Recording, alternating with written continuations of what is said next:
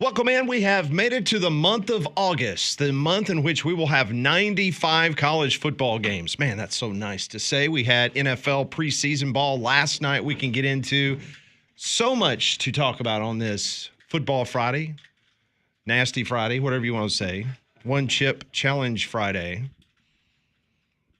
Conrad's got his gloves ready. Molly's brought him ice cream. So I think the stage has been set. The EMS will be here a little bit before noon. We've got salespeople on the other side of the building wanting to come over here and film. I understand Highlands Hospital at UAB, they are on standby. They will be watching just in case. I've got my buddy who actually ordered those chips for me several years ago.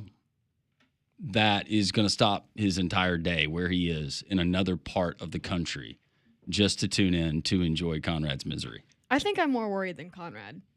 Conrad is very easygoing about this. He's ready to go. You're Conrad. I've been asking for it for weeks. You're Conrad at this point. He was worried that we were going to do it at SEC Football Media Days, but we were worried that if we did it there, that we probably would have seen our last SEC Football Media Days. Yeah, It might have caused a little bit of a... So we didn't want to do that. Of a ruckus. Do you want to know what Pat told me before we came in here, Landry? No, and I will be on record. Go ahead. Say it. Pat said, I don't think you should do it. Oh. I don't think you should either. What do you think, Landrum? I think you should. Well, then I'm going to do it. There you go. End of discussion. Now, Molly it was unanimous? Molly and I have registered our protest. No one is making you do it. I will make that clear. This is your own free will. But you asked me my opinion. My opinion is that you should do it. Just don't eat the whole chip. What are you talking about? about? But I have to. It's a one-chip challenge, not part of a one-chip challenge, not a fraction of a chip. It's not almost the whole thing challenge. Like it's a nibble. A one chip. A nibble challenge? Yeah. Nibble just makes it worse. Yeah. I was about to say, I feel like one bite, like a corner of it, would be the equivalent of the whole chip if you just do it at once, because it's not going to be any more or less spicy, I wouldn't think. This will change your life, hopefully for the better. All right, so here's another question. Since you are doing it voluntarily, where do we stand with it being officially he checks the box that he did it? Because like if I throw up, does it not count? Most food challenges, if there is a reversal of fortune or vomiting. Yeah, reversal of fortune is one. That's a super clever phrase. So I have to do it without reversing my fortune. No, as long as you get it down, if it because the impact, Pat, of the chip, it's not going to matter. Actually, reversal of fortune would hurt you. Oh yeah, twice as bad. That's good. That's good point. Really good. You point. won't throw up. No, I don't think I will either. I'll just be miserable and useless to y'all for the last hour and a half of the day. As opposed to any other day. Correct, when I'm normally useless for 4 hours. This is not going to be a heat, though, that lingers for 6 hours and ruins your night. Now, your morning, we discussed that at length. Tomorrow morning's going to be that's going to be a difficult go. That's going to be fun. You're weathered, though. You're from toothbrushes to hot chicken to stinky fish. It's not the nastiest thing that I put in my mouth on this show. No, it's not. No. Actually, you could make the case that this will be the most sterile thing that you've put in your mouth on this show. 5 years of sterilization, right? Well, it's been sitting in a vacuum sealed package in its original container. Rode around in the bottom console of my truck for about 5 years. Since the pandemic. Yeah, since the pandemic. It's been safe. He kept it away from the pandemic. 12:30. Conrad swallows fire. Can't wait. That is 12:30 on YouTube. So just tune in now and watch as the anticipation grows. We will talk to Wimp Sanderson at the bottom of the hour. No Barrett Sully today. He was up really late. Celebrating. Dealing with the trade deadline. He's actually doing a live show today on the Braves Radio Network. So he will be unable to attend the program today, but Dimmitri Ravenos will be on the program at noon, and then we'll have Conrad Van Order's One Chip Challenge at 12:30. So football last night. So did we all tune in as we said we were yesterday? Did you watch it more than anticipated, or did you hit the time marks that you said on the show? I did not hit the time marks. I watched less, but I did watch the game. I enjoyed it for what it was. I probably watched less, but bits and pieces because I had to keep reminding myself it's just the preseason. It's just the preseason. Because some of the things I saw, but again, it's just the preseason. Yeah, and you're a Lions fan, and you were going to pick I the am. Lions yesterday, but that Yeah. was kind of my line of thinking and what would happen. Mm-hmm. I didn't think it'd be that lopsided, but No. Yeah, I was not. I went back and watched a lot of the highlights, but I was with my family last night watching the oh yeah, how was that? Nothing But a Winner. The Did your granddad Nick like Saban, it? Bear Bryant. Yeah, my grandfather really enjoyed it. My whole family enjoyed it. I mean, it was packed the entire. I mean, it was sold out. After it was done, everyone stood up and gave a round of applause. You got a lot of Roll Tides. Did you walking out get of the Roll theater. Tides during the movie? Yes. Oh, and there was a lot of it was an interactive movie experience. Like you got a lot of crowd input of laughs or gasps or Roll Tides and fist pumps and stuff like that. So it was cool. It was good to see that a lot of people showed up to support that project because we got to meet the director and a lot of the people involved at media days, and it was very cool to see that they seems to be well worth the effort that they put into it. The people seemed to enjoy it last night, and I saw a lot of people walking out of the theater just talking honestly. Hey, what was your favorite Alabama game? What's your favorite memory? Oh, I remember when I was at the the Penn State Sugar Bowl, or I remember when I was at this big game, and it was cool to see that little community kind of come together for that movie. And even if you're not an Alabama fan, seriously, if you're a college football fan, I think it's worth checking out, and stay after the credits. Get a little bonus if you stay. We stayed after the credits, but there was nothing. We did not get to see the bonus footage at our reveal, but yes, if you go see it in theaters, stay after the credits. There's a little something for you. Is it like they're announcing it's going to be a sequel? There's like a plot thickens and sets up for the second edition of Nothing But a Winner? No, but you get an extended conversation with Nick Saban. I was thinking maybe Roll Tide Willie addressed the Crimson Tide Nation. No, he did not. And you were telling me earlier, because when we saw it in Atlanta, you said that you noticed that there were multiple new parts to the movie that we did not see in Atlanta. Yeah, and I could be mistaken on some of it, but it felt like there were a couple, particularly Devontae Smith and Jerry Jeudy, maybe had a little bit of an expanded role in terms of some of the interviews. So just and more things that interviews. they played. Yeah, so it felt like there were some areas where they went in and maybe filled in some holes with some players that maybe they weren't able to interview until recently, and it wasn't able to make it in until late. But yeah, if you're a college football fan, I definitely think worth checking out. And they didn't have any previews before, so if you're like, gotta go sit through 30 minutes of previews in the So movie. it went straight to the movie. Straight to the movie. They had like 2 ads for something and then right into it. Well, I know in Atlanta they were telling us that they were hopeful that they would be able to add more screens and more showings, and you were telling me that apparently is the case at the Summit here in Yeah, Birmingham. so because my mom bought tickets for her whole family, over a month ago, and it was sold, like she bought like 2 or 5 of the last tickets in the theater, and at the time, they only had 2 showings yesterday. Yesterday, they had 12 showings. At the theater I went to today, they have 7. So that just kind of goes to show you that the demand is certainly there in terms of pre-order ticket sales. And it was packed. The entire theater was packed last night. Well, it was very well done. So for those that are Alabama fans and want to go check it out, that is something you should do as we get ready for the college football season. Yesterday was Major League Baseball trade deadline. We anticipated that Marcell Ozuna and Iglesias for the Braves would no longer be a member of the Braves, and it came and went, and both individuals are on the team. Matter of fact, Marcell Ozuna drove in Matt Olson with a sac fly in the 10th inning to give the Braves a wild win last night in Cincinnati. They won 12-11. The game featured a total of 12 pitchers, 30 hits combined.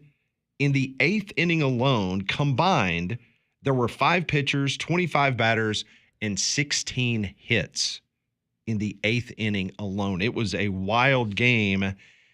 Atlanta wins by 1, and despite blowing an 8-run lead in the 8th inning and hitting 0 home runs, it was an amazing number to see that Atlanta was able to win the game after withstanding what Cincinnati did in the bottom of the 8th inning. Goes to extras. They get the W. Yeah, Rizal does his job. I don't know. It's just the frustration with this team. I I'm glad they got the win. It's a bad look for the Reds, in my honest opinion. Not to mention the fact it's a worse look for them because the guy that you traded to shore up your third base defense, he bungled a double play ball that could have led to Cincinnati potentially winning the game because Atlanta tied the game on him not being able to take care of that situation. So, but it was interesting. You and I were texting as it was getting close to 5 o'clock in regards to what was going on, and you had texted me and said you kind of surprised here that that Ozuna's still a member of this team. We got a couple minutes to go, and I texted you back and I said, well, because there was a lot of things that happened right after the top of the hour in which the commissioner's office. You start getting a backlog. Yeah, and so the commissioner's office, they got to okay all this stuff, and so I told Landrum, I said, well, just maybe Ozuna, it's going to be one of these that's going to come in at 5:15 that was registered before 5 o'clock and so on. It did not, and so yesterday afternoon, Alex Anthopoulos, who is the outstanding general manager of the Atlanta Braves, he went on Zoom with the media in Atlanta who covers the Braves, and take a listen to this exchange about Marcell Ozuna. If the focus is on 2026, how is Marcell helping you if you're not going to have, Drake and Murphy getting a bulk of the time at DH? I don't know who's going to get the bulk of the time. I mean, that's Snitzel. You could say that about any free agents, how they're going to help in 26, right? But I can't force a trade. People may think we should trade so-and-so, we should get this guy back, that guy back.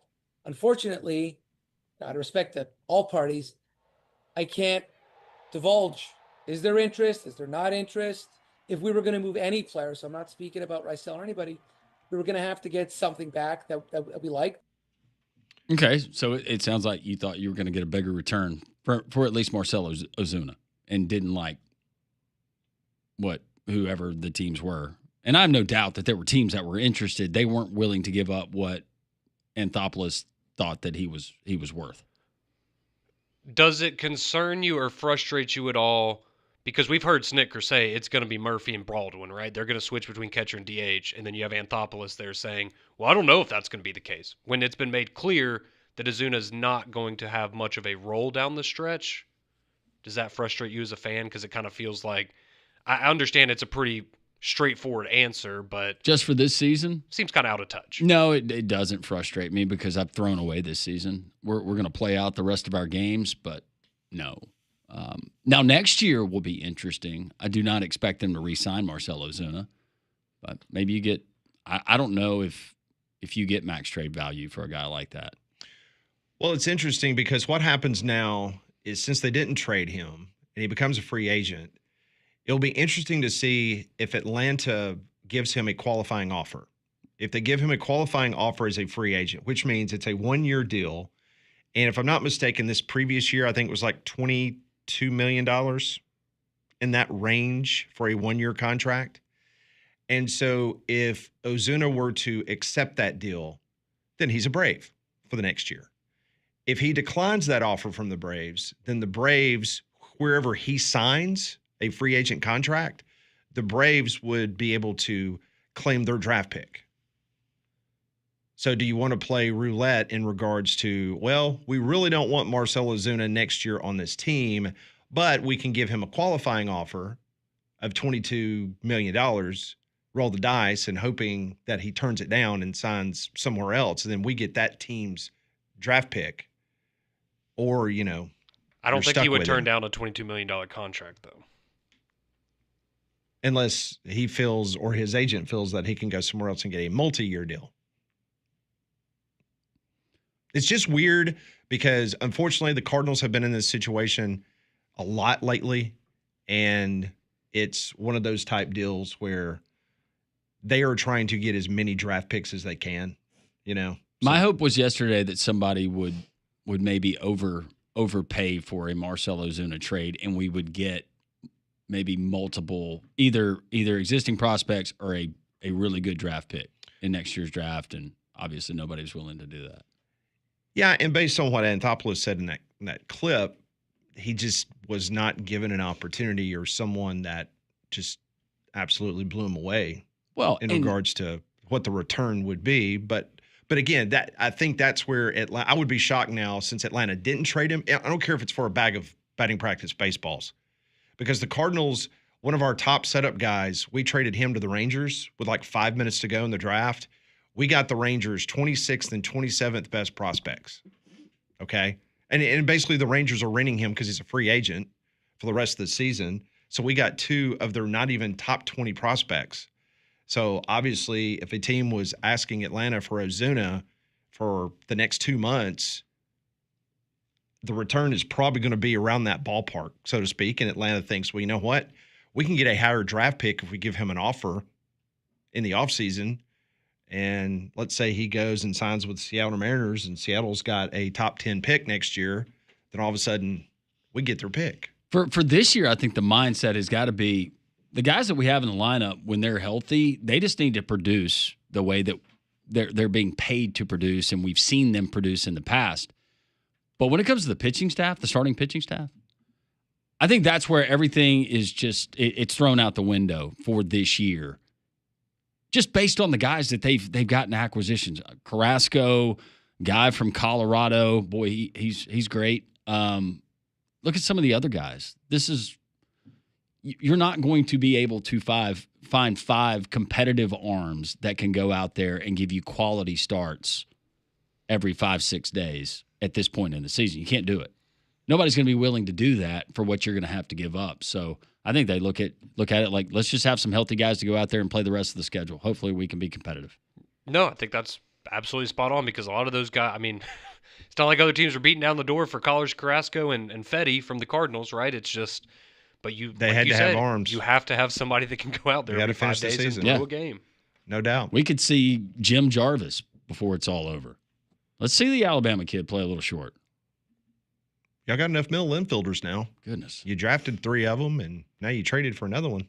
So, Well, the Alabama heat and humidity can be brutal, but don't let it affect your home and family. Keep them comfortable with an affordable Train cooling system. They've been recognized as America's most trusted brand for 11 consecutive years, and they're the official cooling partner here at Jox. So go and find a comfort specialist near you at train.com. when we come back on 3-Man Front, we're starting to get a lot of Twitter interaction with our listeners asking some very interesting questions about the one-chip challenge. And they're good questions. They're trying to help you, Conrad.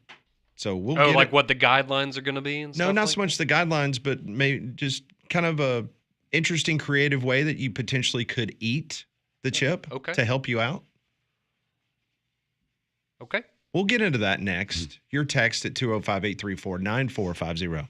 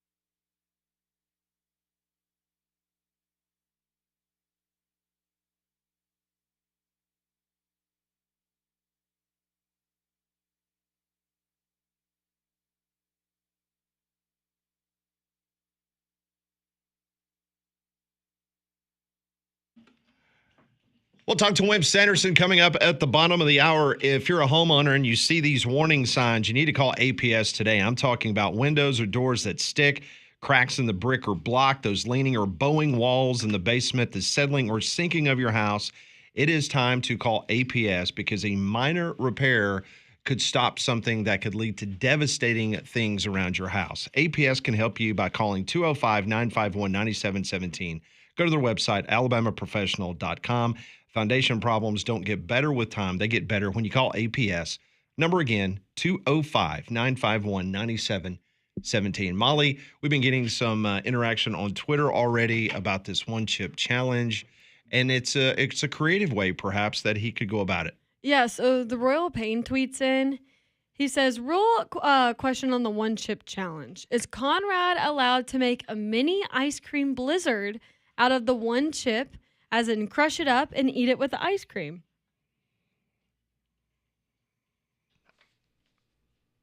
I appreciate the suggestion because that is very creative. It is. But I feel like I would be doing a disservice to everyone if I did that. That's a man right there. I was going to let you answer it. Thank you. It was a trick question to see how you answer. Oh, I know.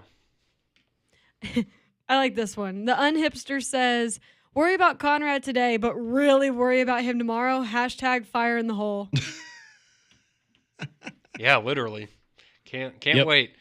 And I got to get up early tomorrow because I am getting a new car. So I've got to get up early, wash my car, wax no. it, detail it, all of that stuff to get it ready to sell, and then go pick up my new car. So I'm going to have just a fantastic day tomorrow.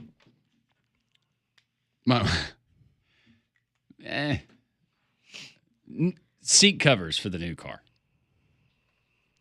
I might need some Depends. Potentially. Everybody's digestive works differently. I'm more worried. I feel like by tonight, Yeah. it'll probably have run its course, hopefully, since Yep. we're doing it at 12:30. But Yeah. You're good. am I? It'll be fine. Unless you haven't told us something. Shared No, something. no. I don't know. There's no. I mean, Gary's got your chart. Yeah, there's. Yeah, there's no pre-existing medical condition or anything. So for you, was it worse in the moment or after? He looked pretty miserable afterwards. Yeah. I mean, like the next day or night. Next day, it was just that next morning after my morning coffee. Okay. Yeah. Okay. But that subsided. It's not like that lingered all day long. Okay. One and done? Mm-hmm. Okay. Yeah. Why do I feel like you're not being completely honest with me about that? Huh? Why do I feel like you're not being completely honest? I am being completely honest. Okay. I'll take your word for it. To the best of, I will say, like, these people who have to testify in front of Congress. Either to the best of my recollection, that is how it all went down. Now, Pat, he had a different perspective of it, I guess. He had a different perspective. I might have blacked out. Not saying Pat's wrong. You're fine. Go ahead, Molly. Oh, that's it. Yeah, okay. We got text coming in. Fat Joe says, just eat the chip in one bite. Don't do what I did and eat it in a couple of bites. Yeah, no, that's the strategy. Thomas, the one chip challenge is going to be the gift that keeps on giving. Prayers for Conrad. Alan says, Conrad, ask for a spare tire for the new car. I'm sure it comes with one. Thank you for the advice. Someone said, looks like Conrad has got this since Google says the expired chip should be less potent. I don't buy that. See, and I've heard people saying that, and I just went and did kind of a search myself, and it said, or what I found was that it would lose flavor, but maybe not necessarily the intensity of the heat. But it's also been in that sealed container, right? You've never opened it, have you? No. Okay, see, so it probably retained a lot of it then.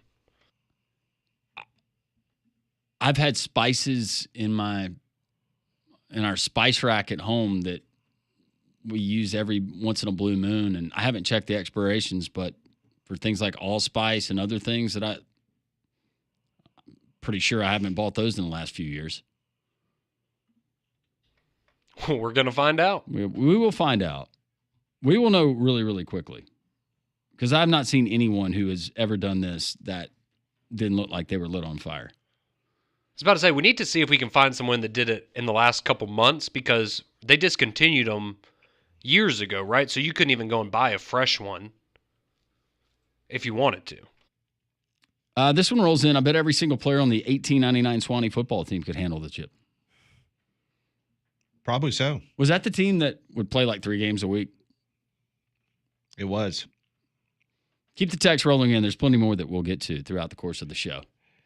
205-834-9450. Let's go to cut 9 because I want to get like him fired up for this challenge. Yeah. Okay. No better way than listen to some words of wisdom from our current president of the United States, Donald Trump. He was on the council, and Tua Tagovailoa, who is really he's been fantastic. He's been when he's not injured, he's great. He's got to stay healthy, but he's a great guy. Come on, Don. Come on, man. Somebody should lose their job for not phonetically having that available on his note card. One more time. This was the president yesterday talking about the president's fiscal fitness commission that is now coming back into reality, and apparently Tua's on it. Correct? He was on the council, and Tua Tagovailoa, who is really he's been fantastic. He takes He's a shot been, at him here. Watch.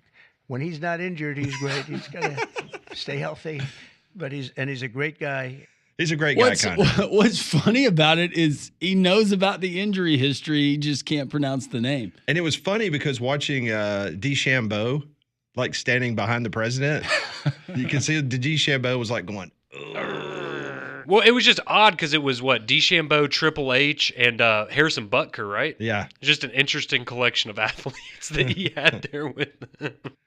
If I'm not mistaken, I think DeChambeau, I think he is the chairperson. Is he? I think he's over the whole thing. Okay. How about that? Well, at least he can pronounce his name.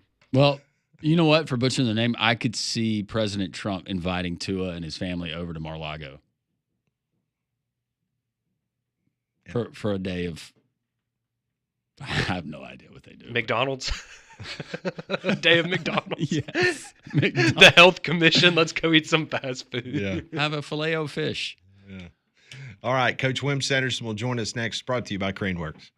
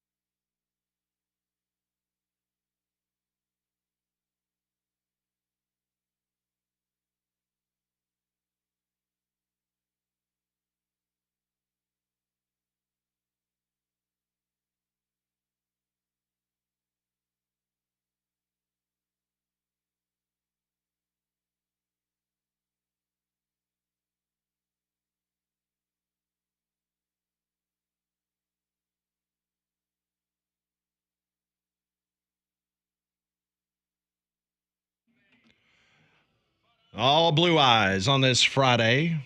When you hear blue eyes on this show, you know that means one thing. Coach Wimp Sanderson is moments away from joining the program. Isn't it great to say that we're in the month that we're actually going to have competitive tackle football? It's awesome. Being played. 95 college football games scheduled to be played in the month of August. Yeah, and we're what? That would be 22 days away. Well, but the two of us, we're just a few weeks away from high school football. 21 days away from high school football in the state of Alabama officially getting underway with week 0, but 22 days away from major college football. Crane works each and every week. They sponsored this segment, one of our most popular of the week, Coach Wimp Sanderson. Lift it, load it, grade it, grind it, move it, haul it, rig it, dig it, crane works, rental works, yeah, the big dog's got it. Wimp Sanderson on Three Man Front is brought to you by Craneworks. Lift it, buy it, rent it. The big dog's got it. And now, Wimp Sanderson. I faced it all.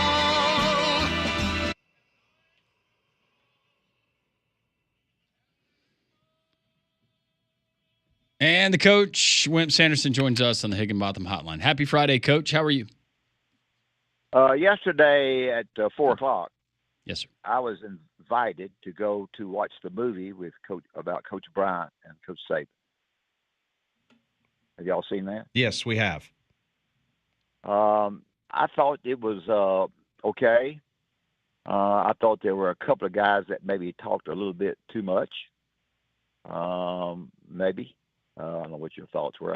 I wish you'd give your thoughts. The interesting part was when Coach Saban said, I told you, and I'm going to tell you again, I'm not going to Alabama. I've told you that 15 times. I'm not going to Alabama.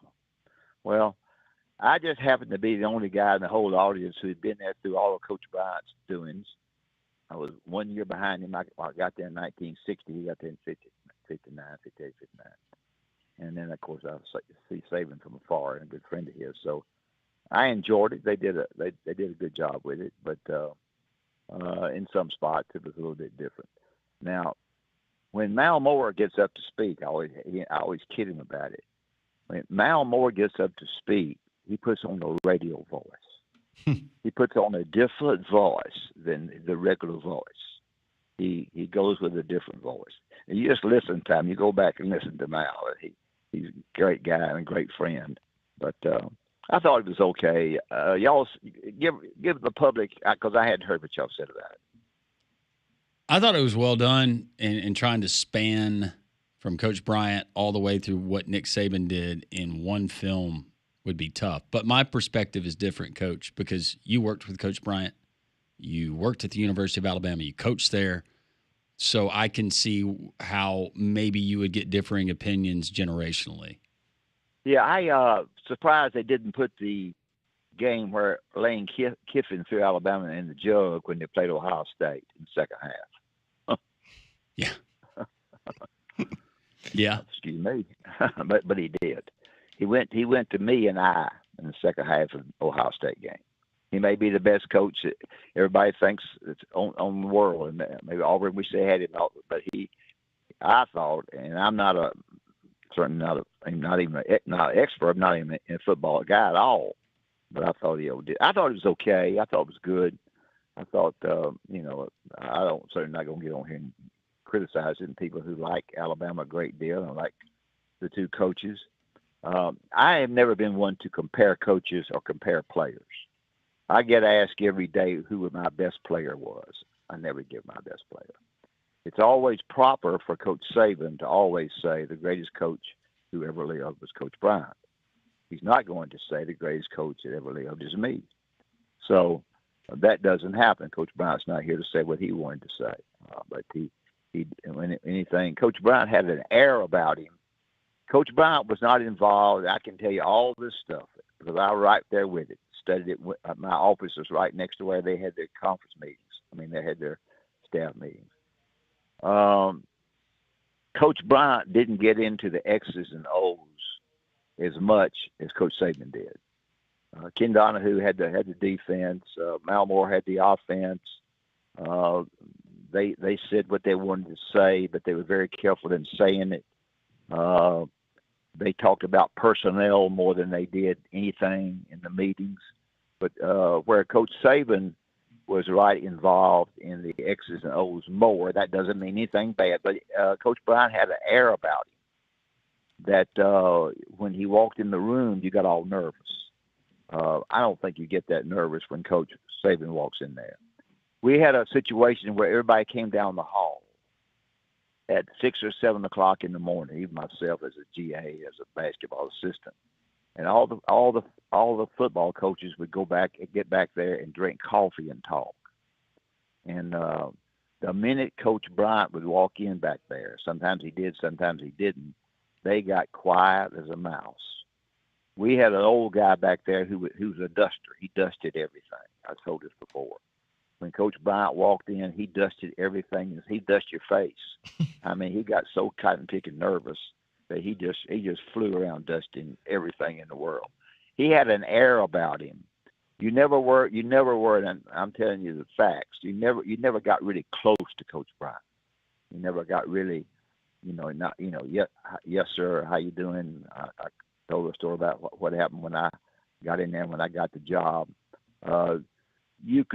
For me, I could get closer and feel closer probably to Coach Saban somewhat because times have changed and the media's changed and all that kind of stuff. But Coach Bryant's era, you were very careful as to what you would say. Coach Bryant might have a 5:30 staff meeting. He didn't tell you. It was your job to call Carney Lashley and find out what time the staff meeting was, and you better be there. But it could be 5:30 in the morning whenever he decided he wanted to have it. And he didn't make an announcement and put it under your door that, well, by the way, in the morning we're having a 5:30 meeting. He didn't do it that way. So those kinds of things are honestly, from somebody that was there for the whole thing, quite true. I don't know if that's any good or not, but that's a fact. So how do you think this movie will play to the mass population that goes and watches it? You think they'll be satisfied when they walk out of the theater? Semi. I think you're always semi-satisfied. And there's some like it, some won't. Some think this should have been shown.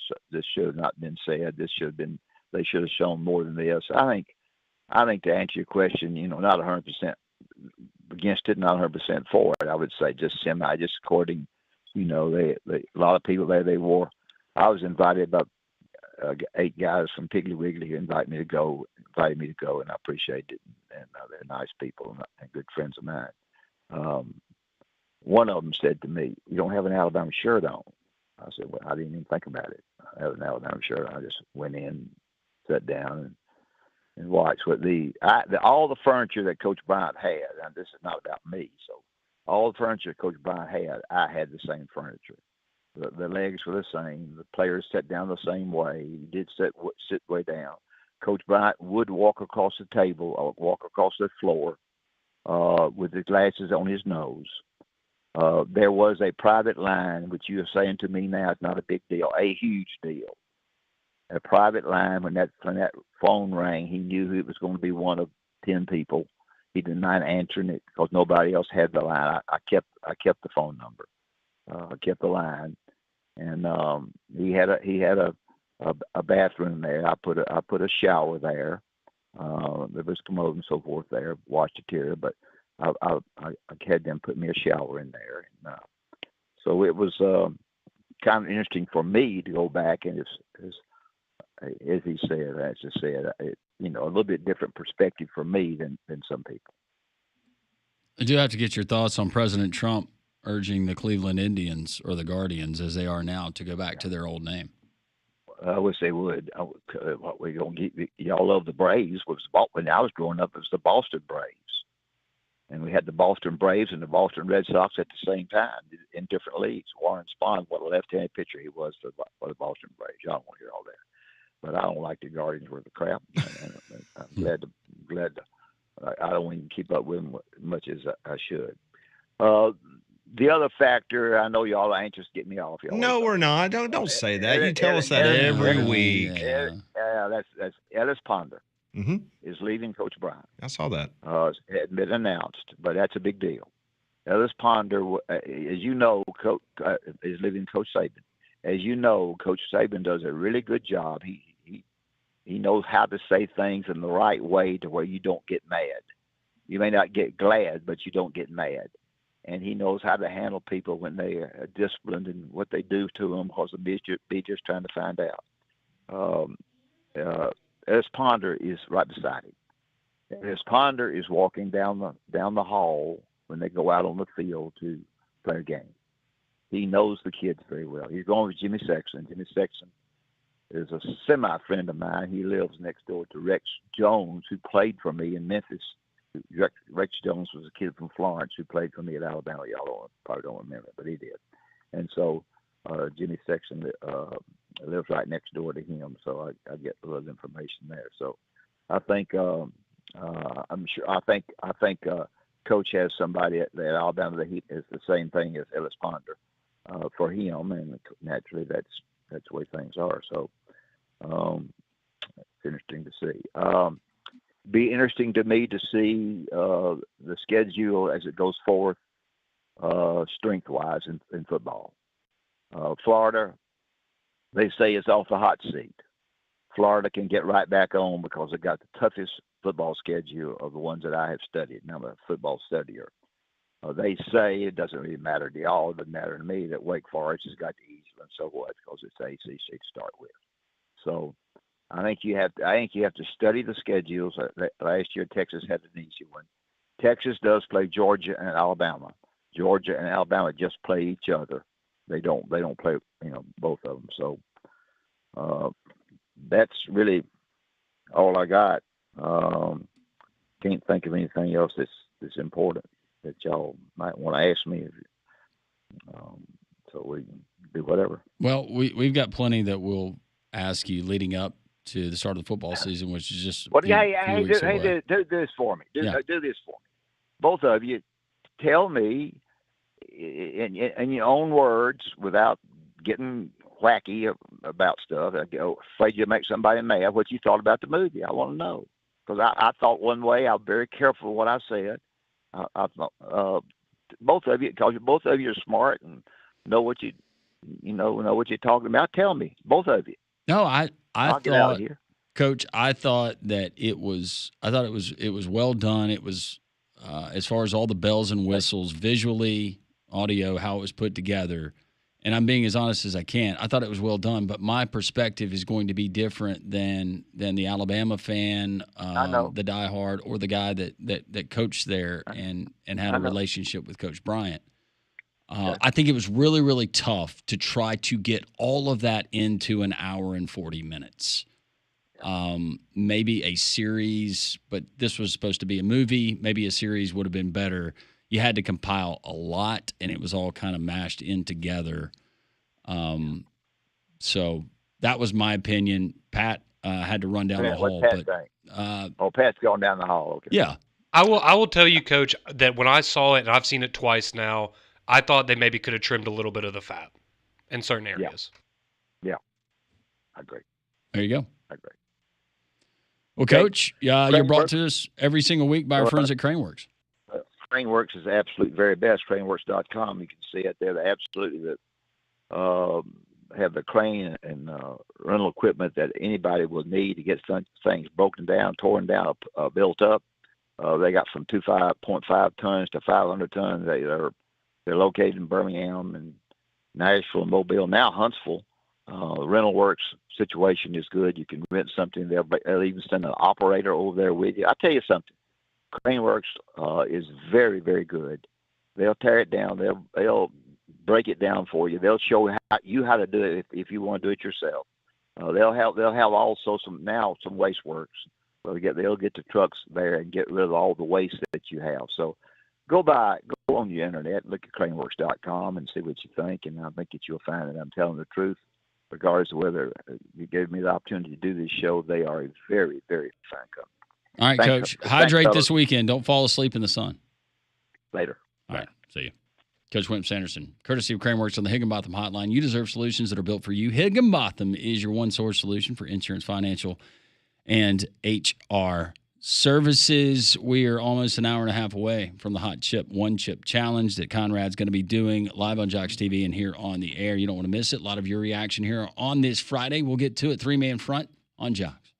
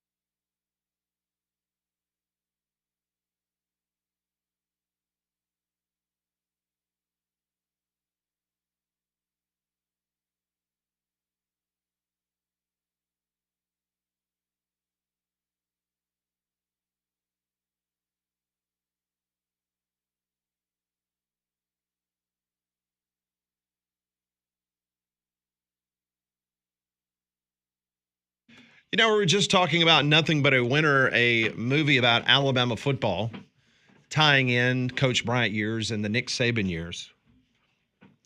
You can check your local movie listings. Might be playing in your neck of the woods. I just saw where on April the 30th, 2027, will be the 50th anniversary of Star Wars, A New Hope. And they are going to put it back in the theaters for the 50th anniversary of the film. Oh, I'll be there. So you can go and see Star Wars, A New Hope. Yep. They're also doing the Tobey Maguire Spider-Man movies. Those are going to be back in theaters, I think, in September.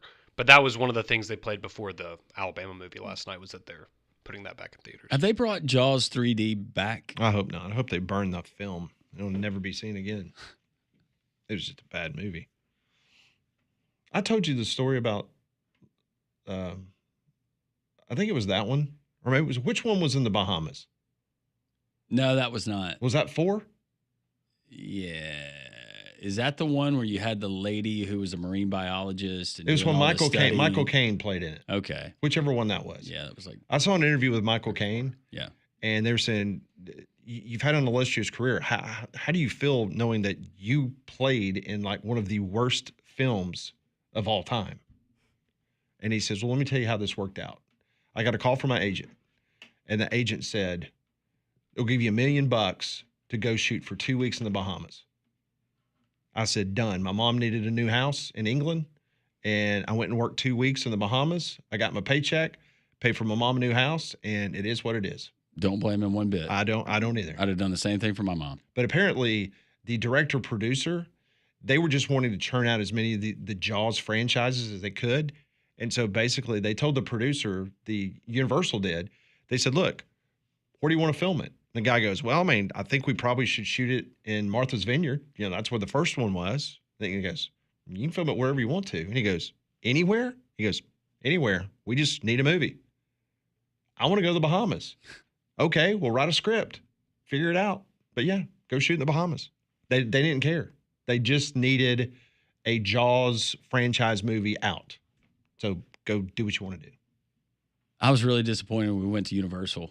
And my wife's like, did you ever ride Jaws? And I was like, no, I never did it. She said it was. That was an awesome I did, one. yeah. But she said it was kind of cheesy. It was cheesy. But I was, said I wanted to do it, just even if it was cheesy, just to say that I did it.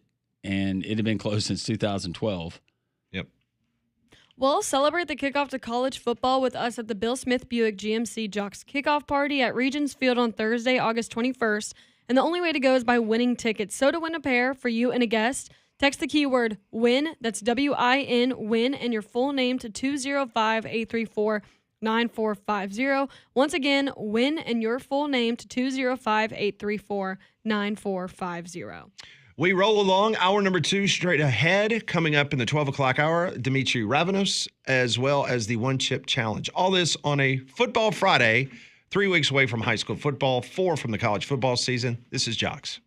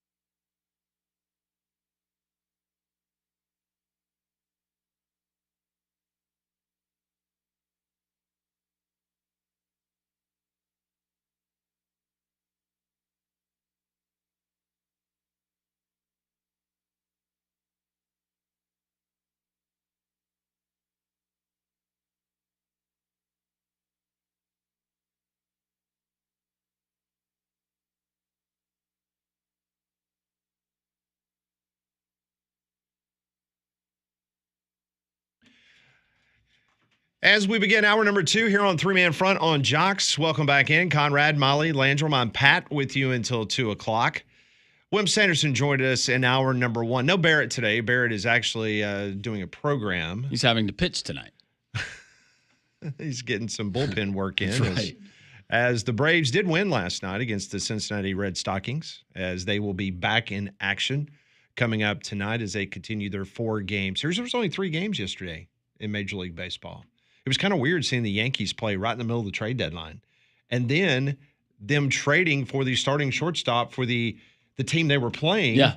And it was interesting watching Aaron Boone look across the way because obviously he knew it was coming, and seeing everyone in the Tampa dugout was shocked because then you saw the hugs and the high fives and all that kind of stuff. So it was like, yeah. Just Who's the biggest winner in the trade deadline? I don't know. The Astros are probably happy today. Yeah, Astros. Correa, that's big. Astros really did a really good thing. They had the biggest trade, I guess.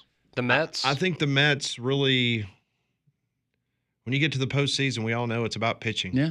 Mets and Phillies both did a good job. It was just, to me, Pat, you're a big fan of it. I thought it was kind of a ho-hum trade deadline. Yeah, I agree with that. There's a lot of people nationally, though, they keep going on and on saying it was the greatest trade deadline in history. Maybe because of volume. Yeah. But for me, it was not as sexy as I was hoping for. Now, the Correa deal, that was cool. Yeah. Correa going to Houston. I mean, that was a shock.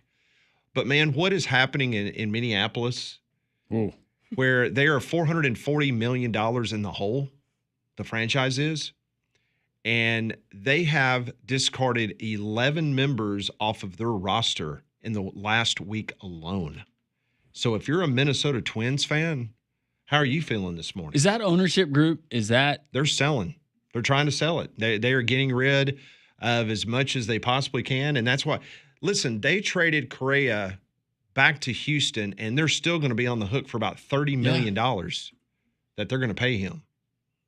So they were like, okay, we owe him 100, but we'll send 30 just to get him off our payroll. So we basically saved $70 million. They loaded up, and they had, if I'm not mistaken, they had added Josh Donaldson. This was a few years ago. This would have been 2023 was the year that they really made the push that was going to be their time. Yeah. And unable to get it done. Yeah. So yeah, they were, man, if you're a Twins fan, you are sitting there going this morning like, boy, y'all better give me a discount on season tickets next year because it is going to be bad. Really bad. They got a beautiful place to play. Weather sucks, though, for the first 2 months of the season. It does. I would think that would be attractive for potential buyers that want to invest. Oh, there'll be plenty of people that want to get in the if I'm that Rapoli guy that bought into the UFL, I would have looked to the Twins first. Yeah, maybe. But hey, you know how these clubs are. I know. I'm talking about the clubs as in if you want to be a Major League Baseball owner, an NFL owner, you want to talk about. You got to be in the clique. That's right. An exclusive country club. Ooh, yeah. It's because they all know each other's deep, dark secrets. And how they made their money. Yep. After these strong storms that we've had over the last couple of days, you need the peace of mind of knowing that everything is cool up on your roof. That's why you need to call Abide Roofing today, because Travis Lloyd and his local roofing team, they're absolute pros, and they're offering this free roof inspection. No strings attached. There's no pressure. They just want to give you an honest look at what's going on up on your roof and give you some options. And trust me, folks, I'm speaking from experience. You need that peace of mind, because I had some issues. I had some loose shingles, and all of a sudden those loose shingles turned into larger sections of my roof that needed addressing, and then I had to get a brand new roof. But dealing with my insurance company became problematic. But Travis Lloyd and the Abide Roofing team, they were able to deal with my insurance company, deal with the adjusters themselves, get back on the roof, spent hours of time with my insurance company, and everything was okayed when it was all said and done, thanks to Abide Roofing. So call them today, 205-922-7134, or go to their website, abideroof.com. That's 205-922-7134, and go to their website, abideroof.com. I cannot suggest anyone better than Travis Lloyd and Abide Roofing, so call them today. Yesterday, Rich Rodriguez met with the media. You remember I gave you guys a little bit of a blurb of what he said yesterday? He said that he thought his players were soft. He was not a fan. And reference him to the transfer portal. Yeah. It's open. He said it's you don't open. Like it, that's right. Pound sand. Well, he went off not only about the players, but just the current status of things in college football. But not all is going to be strawberries and sunshine and roses and flowers, you know. I told him, hey, my dad was a coal miner. He worked in a coal mine. Had 1 week off a year, I think. You know, work all day in the coal mines, and you come home, you got stuff all over you, blah, and then go work in the garden for 4 hours. You know, the people in this state, how they work, I mean, you've seen people, whether coal miners or, you know, anybody. I mean, it's not always easy. Our guys got it pretty good. You know what I mean? I mean, y'all been through this building? Have you seen how we eat? You seen all the services we have? They got it pretty good. They live in a fantasy world. I don't mind telling you, do that. We live, coaches too, because we get these benefits. We live in a fantasy world. We want for nothing. You want food, you want medical help, you want, you know, job help, you want financial help. I mean, we got cold tubs, hot tubs. I mean, we even got an ice cream machine. We just got it yesterday. You know, maybe 2 days before we get it all cranked up. But damn, this stuff, I mean, it's top level stuff, man. An ice cream machine, free. And probably even have the sprinkles to put on it. I'm going to save you the ovation, but I want to stand up and just loud clap for Coach Rich Rodriguez. That could have been your coach in Tuscaloosa, Conrad, if some radio show had not kind of spearheaded an effort to get him off the list. Well, we had ice cream last year, so he's still behind. With sprinkles. That was great. Hey. That. I'm with Landrum. If Mike Gundy hangs it up, we got a new leader in the clubhouse. Rich Rodriguez. Yep. For speaking their mind. That was gold. He's not wrong. Yeah, and you heard him talking about, he said the main reason he played all the sports he did in high school was because he didn't want to have to come home and do all the things that his dad wanted him to do around the house. Exactly. He said, I'd play any sport available just so that I wouldn't have to go home and pull weeds in the garden. I would do anything in the world not to go because he says dad worked in the coal mine all day long, and then he'd come home and he'd be out in the garden. The only thing that Rich Rod fell short of saying was, and some of these guys are getting paid hundreds of thousands of dollars. Yep. Millions. I don't know what their collective looks like. At West Virginia. Yeah. But, yeah, well said. I think he's right where he needs to be. He can relate to the people of West Virginia. Yes, he can. Should have never left. If only he could have beaten Pitt that 1 year, would have played for a national championship. Yep, absolutely right. I think their entrance to their football field, kind of like the turtle shell or the tortoise shell or whatever that they have, it should be a coal mine. Like the entrance of a coal mine. Ooh, that's that's cool. And you have like black powdery smoke that you run through. It's a great idea.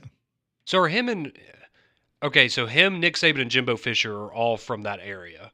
Correct. Are they from, do we know like how close did they know each other growing up? Well, if you know the geography of West Virginia, it's relatively close proximity. Yeah, no matter where you are. I know, yeah. Everybody's related up there. I'm leaning into the stereotype. So I've now. Heard. Yeah. What was that wonderful show that they? What was it? The Wonderful Whites of West Virginia or something like that. That was it. That was an interesting watch. You want to feel good about your state? Watch that one. Unless you're from West Virginia. Yeah. Well, yes, of course. Or you might be like, oh, they need to do a documentary down here. And Bobby Bowden was the head coach at West Virginia. Yeah. At one point. Yeah. He was the head coach of West Virginia when I believe it was the Marshall plane crash. Mm-hmm. Yep. When Matthew McConaughey has to go and Yep. ask for help. Yep. But yeah, Rich Rod, that is a perfect fit for him. I'm glad that it circled back to where he goes to where he had his largest success. Well, not largest success. He went undefeated at Tulane before he got the West Virginia job. But he's a good football coach. Just he would have been eaten alive in Tuscaloosa. That would not have worked. No, you probably did everybody a favor there. So you and others. Yeah, that Feinbaum guy. That Feinbaum guy. Yeah, he's probably listening right now. Listens every day. Morning, Paul. Yeah. Hope you're doing well. Probably out on one of his runs, getting ready for his award-winning show at 2:00. He's got to trim up all that excess weight that he's carrying around. Yes, he's let himself go. Speaking of presidential fitness, Paul would be in the upper percentile. Yes, of people that I'm guessing have no body fat whatsoever. You know, the other part I love about this time of the year, and especially now that you're getting more availability with players, it seems like we're kind of, I guess maybe NIL is giving people the opportunity now to speak more to the media as opposed to a few years ago when it was just like, you know, you would get the head coach, no assistants, no players, or a very select number of players. Well, Diego Pavia yesterday in Nashville, he met with the media. Listen to what he had to say about the backup quarterback for the Vanderbilt Commodores. Blaze is, you guys see it, he's lighting it up. And any given chance, you know, the same thing happened in Mexico State. If I don't play good, Blaze is up. And so that's why I got to bring my A game every single day. How has he improved over the last year? Oh, I think he laid off the ladies, you know. Yeah, he's more focused, more dialed in. He's laid off the ladies. I like the honesty. Blaze Berlowitz, what a name. And he was his backup at New Mexico, right? Oh, was he? I think he was. I did not know that. Yeah, I think he's kind of followed Diego. That's his wingman. Now, could be wrong. Double check me on that. I'm looking it up right now. That's awesome. But he's laid off the ladies. He was. He was? Mm-hmm. Yeah. Where was Blaze when you peed on the logo of the rival school in New Mexico? He was probably filming it. He probably was. Probably filming it to get him suspended a game so he could be the starting quarterback. He laid off the ladies. Interesting. That's a great line. That is so good. I've never heard that. I've heard, laid off carbs. No late night pizza. Laid off the ladies. What's the secret to your success? Man, just laid off the ladies. Well, I mean, let's be honest. Going from where he was to an SEC campus, I could see where maybe there'd be some distractions. Yeah, based on where they came from? Yes. Yes, absolutely. In comparison. Are you kidding me? Yeah. Going from that part of the world to Nashville, Tennessee? Yeah. Woo. Oh, yeah. That's especially if you're out on Broadway on a Saturday night. Not saying there aren't beautiful people out there. But, yeah. It's not Wyoming. Their good friend Jack Crow has a great story about Wyoming. Yeah. If you're single, that's not the place to go, unless you want to remain single. So Casey Concepcion, do you remember him? He was wide receiver at NC State. Mm-hmm. Matter of fact, Alabama. They were in the final grouping, right? Before Texas A&M wrote him a big fat check to come to College Station. Well, he met with the media yesterday, and he has got a bold statement for the rest of the conference.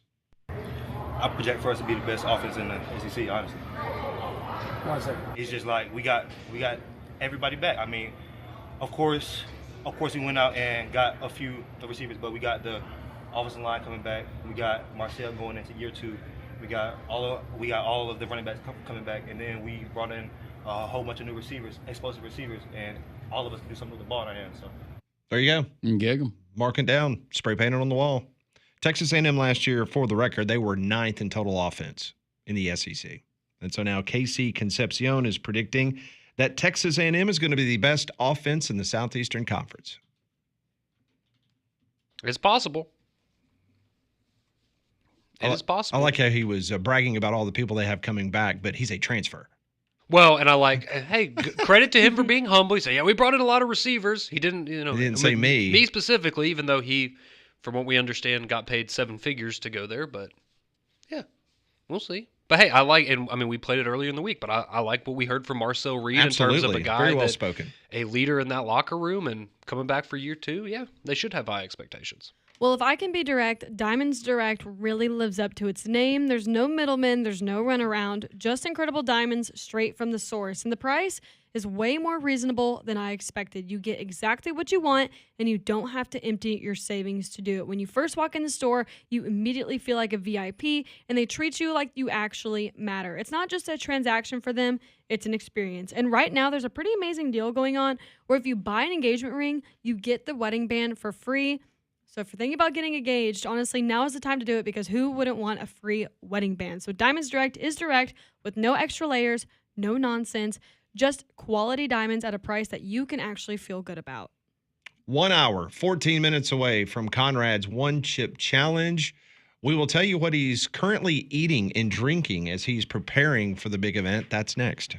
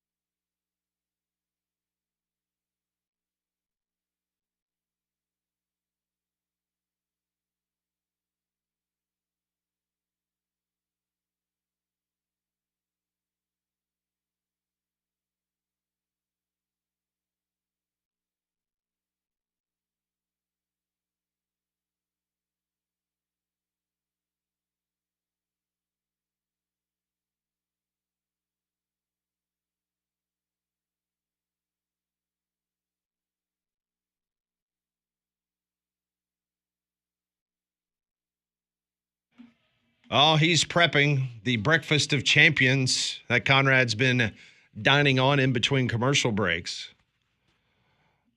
Pop-Tarts and a soft drink, right? I'm just trying to understand what potentially we could be seeing on YouTube coming up later. Well, I initially my plan was not to eat anything, but then I got here and I got really, really hungry. So I had to go and get a Pop-Tart from the cafe, and I just Got a soft drink. I had a Coke with me, so I'm sure that's going to be a lot of fun. I mean, I don't know how much of a difference that's going to make. No, all of that acid, it'll eat through whatever Yeah. you've consumed earlier. Mm-hmm. Mm-hmm. So we're an hour and 10 minutes away from Conrad, who I'll disclose this off the air. Conrad's nervous about this. He has already He's drenched in sweat. started sweating profusely under his arms. Told you that in confidence. Thank you. I just assumed that everything else that you've shared on the show, that would have been probably ranked a little bit lower than the other things that you've told thousands of people. Can't argue with that. Okay. So we're good. Well, hey, there's no better place in town to enjoy sports and music than the Finnick. The Finnick is your front row seat to the best entertainment, massive screens, explosive sound from every seat in the house. The experience is bigger, brighter, and bolder. Their new restaurant menus we're cheering for, with wings that win MVPs and wood-fire grilled burgers stacked like your favorite fantasy team. Steak's so good, you're going to forget there's a game on, and you top that off with delicious salads, fresh seafood, and a large selection of Finnick beverages. The Finnick's new 6-day schedule includes live acoustic acts Wednesday through Friday from 5:30 until 8, followed by live bands at 10 p.m. on Fridays, and then Saturdays, Sundays, and Mondays. They're dedicated to sports. No live music to get in the way. Get to the Finnick. 1630 2nd Avenue South near Railroad Park. So I saw this incredible stat the other day. It was detailing 10 years of the college football playoff. And it was talking about the G5, because we all know that the G5, they're always behind the 8 ball in regards to them trying to put themselves in a position to play for a national championship. And it was a graphic, and it was showing the highest ranking in the college football playoff era for the group of 5. So there's been 30 G5 teams that were ranked from 2014 to 2024 in the top 25.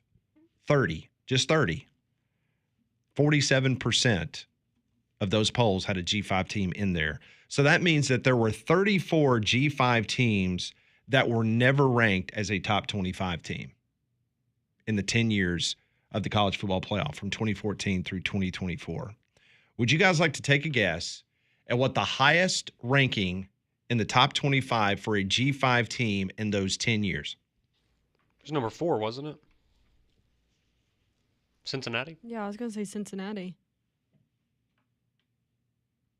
Or, wait. You mean at any point in the season? This is final. Okay. Oh, crap. 4. I'm going to stick with 4. I'll say 9. 6.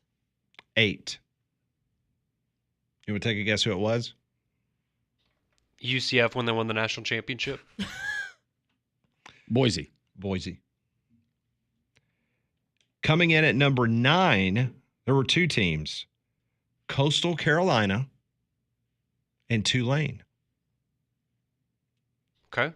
The next one's going to surprise you. The next one was number 12. Oh, I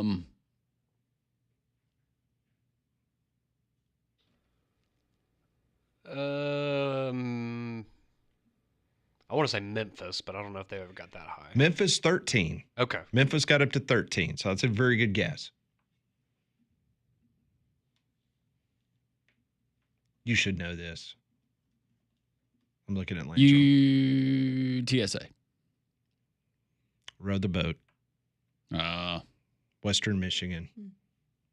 I forgot about that. When you said you should know this, I immediately went American Conference, but row the boat, PJ Fleck. Yep. That's what got him to Minnesota. Wait, so where did Cincinnati end up the year they made the playoff? They might not be counting them as a group of 5 at that point. I don't know. But they are not listed on here. So is UCF on there at all? No. Okay, so they're not counting teams that are now in the power conferences okay, gotcha. They have Utah State at 14. You remember that year that Utah State had? The Ragin' Cajuns under Billy Napier They were 15. UTSA was 15. Marshall was 15. Navy 15. Army 16. South Florida 16. Fresno State 16. Okay. Air Force and Liberty 17. James Madison, Tulsa, East Carolina 18. Appalachian State, UNLV, Troy, San Diego State, Toledo, San Jose State, all 19. Temple, of all teams, Temple came in at number 20. Colorado State, 21. Northern Illinois at 23. Buffalo, 23. Ball State, 23. And Western Kentucky, 24. Those were the only group of 5 teams that finished in the top 25. I don't expect you to know this offhand, but I was thinking Fresno State, would that have been when DeBoer had Hainer and they went 9-3? Probably. I don't have the year, but. And then would Temple have been Matt Rule? Probably. Yep. And then Buffalo, would that have been Lance Leipold? Mm-hmm. Which is interesting to see where those coaches have been since then and how much that bolstered their careers. So 34 G5 teams were never ranked, including UAB. And Troy would have been They were what, 19 or 20? Would that 19. Would that have been Summerall or would that have been Neil Brown? But both got really good jobs. I was about to say, I feel like Might have that been was Brown. maybe like 4 or 5 years ago. Because they had a string. I mean, they had a string of a few years in a row where they were very, very good. But how about the fact that Tulsa? Yeah. That one is surprising. Tulsa. I mean, Tulsa. That is, you want to talk about it. Woo. We all remember App State went on a great run. Yeah. Zach Thomas was their quarterback, the Hewitt Trustful former quarterback. A little surprised Navy and Army, maybe a little bit higher than 15. Yeah. Not saying they're top 10, but. Yeah, the Navy's projected to be really good this year. I think Army, they take a little bit of a step back. Yeah. That's interesting. So, yeah, Utah State got to 14. Is that's where Jordan Love went, right? I think that was the year he was there. I always confuse Jordan Love going to Utah State or Nevada. Because Trey Lance. He went to North Dakota State. Yep. Was Nevada. Or no, Love is. Who went to Nevada? Was it Jordan Love? He went to Utah State, I'm pretty sure. Kaepernick went to Nevada. That's it. Yep. Utah State had it rolling there for a little while. They did. A little surprised that Anderson didn't get out there and didn't have better than what he did, But coach that they did have, and now I cannot remember his name to save my life, that then went to Wisconsin and then realized that Wisconsin didn't have the funds, then goes to, was it Oregon State? And then ended up back at Utah State and then resigned and gave money back from his contract. Yep. That's a lot. And we talked about Tulane. That was a couple years ago, right, when they beat USC in that bowl game 2 or 3 years ago. Yep. Under Fitz. That was a good team. Really good team. Mm-hmm.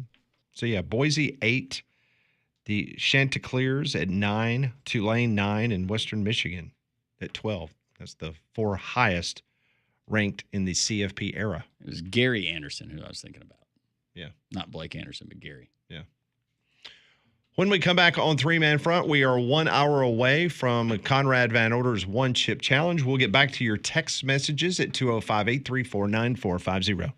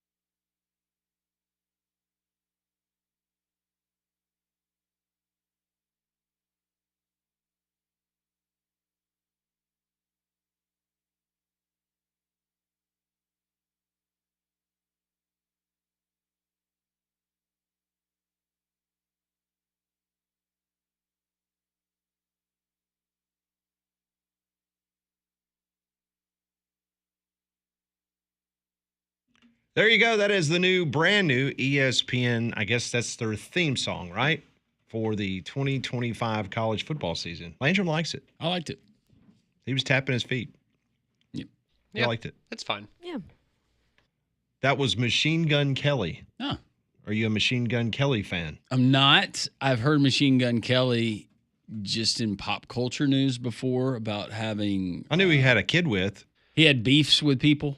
I was about to say he's had beefs with Eminem, but everyone knows him because he has kids with Megan Fox. Yeah, That's, had a daughter, right? I believe so. Okay. They're not together anymore, correct?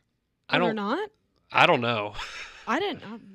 Didn't they make some sort of like blood ritual when they got together or something? They did. They were weird. Well, Billy Bob Thornton and Angelina Jolie did that. They wore vials of each other's blood. Okay, here's a headline from E! News about a week ago. Megan Fox and Machine Gun Kelly vacation together with baby girl after their breakup. Hey. So it's about the kid now. That'd have been interesting. I guess it was a mutual. So you're not on the Machine Gun Kelly email fan list every morning? No. Would you start forwarding me? I'm not on it either.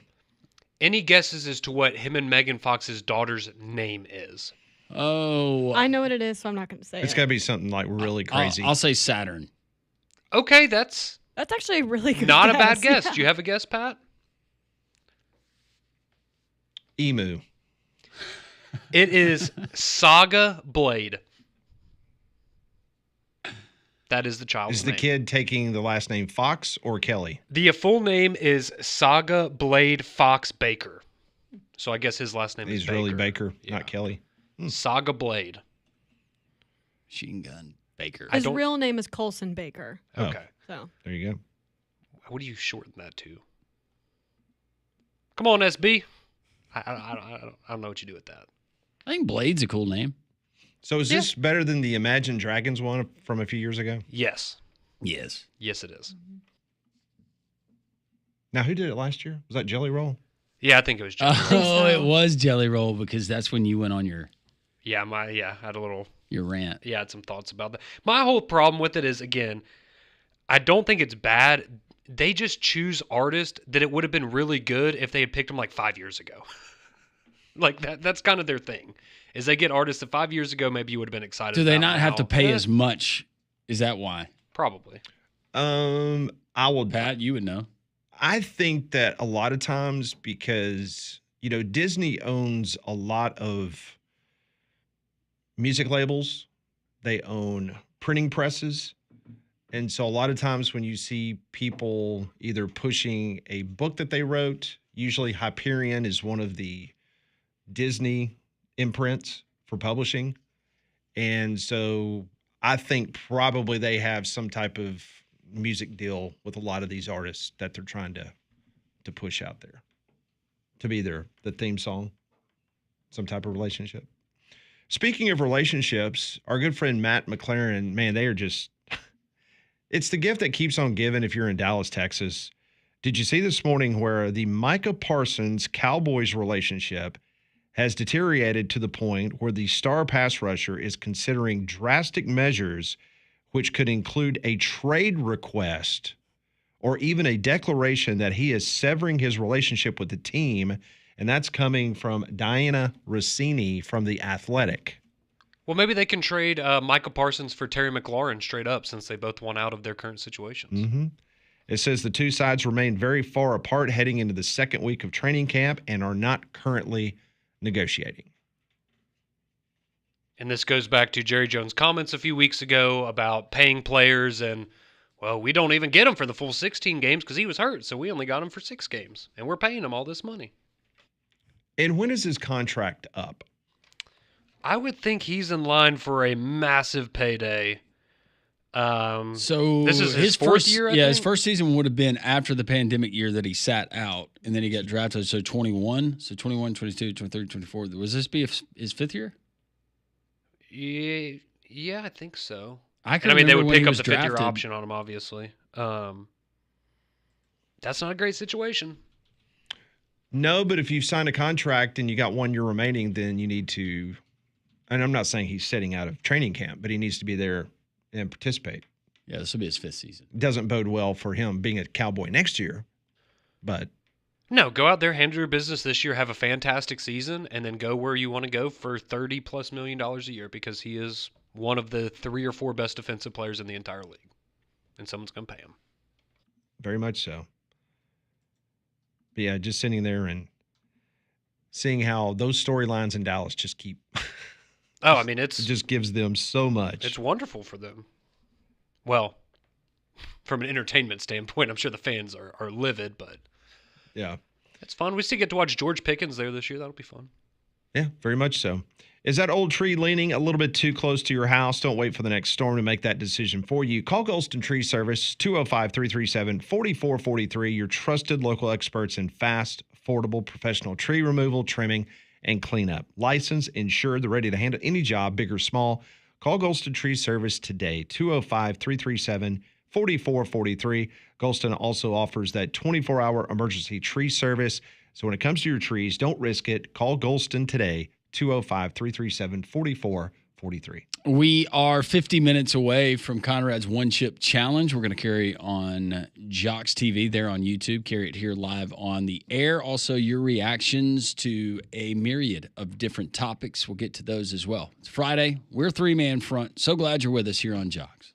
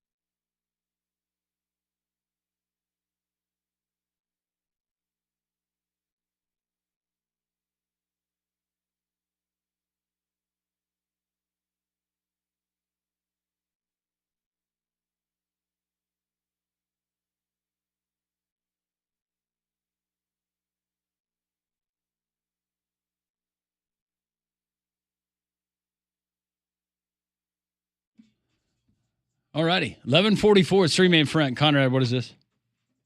It's called Hot. Yeah, this is hot. You're a big fan of him. Gunna. Yeah, and Young Thug. You're a big fan, I know. Yeah. I promise it's better than any Machine Gun Kelly song I could have picked to play. I feel like I'm back in At college. the very least. Yeah. I'll trust you on that. Yeah. I was going through and I said, I don't think. So it's hot. We're going to miss it. Yes. And Just playing on the theme. Yeah. Conrad's got the one chip challenge coming up. If you're watching on Jox TV, this is the chip box. It's the coffin shaped chip box. It's the Paqui. And part of the one chip challenge, they've discontinued the chip due to, what would we say? Just unfortunate things that happen to people who consume the chip. Reversals of fortune. Reversals of fortune. The ultimate reversal of fortune. That's right. So can you see it in the thing right there, or is it covered up? It's sealed up. Oh, okay. It's here in the package. Okay, well, there you go. But it says here, there's disclaimers. It says, can you handle this deadly heat made with the Carolina Reaper pepper? Created for the sheer pleasure of intense heat and pain. What to expect? Mouth on fire, short-term loss of speech, impaired vision from tears, extreme profanity, and then it says RIP. That one they probably regretted putting it on the box. Yes, Conrad. So Austin tweeted in. He said he's done the one chip challenge and other super hot challenges. Mm-hmm. He said his one tip is the less talking, the better after eating. So the impaired so just speech. eat it and then just kind of let it. Yes.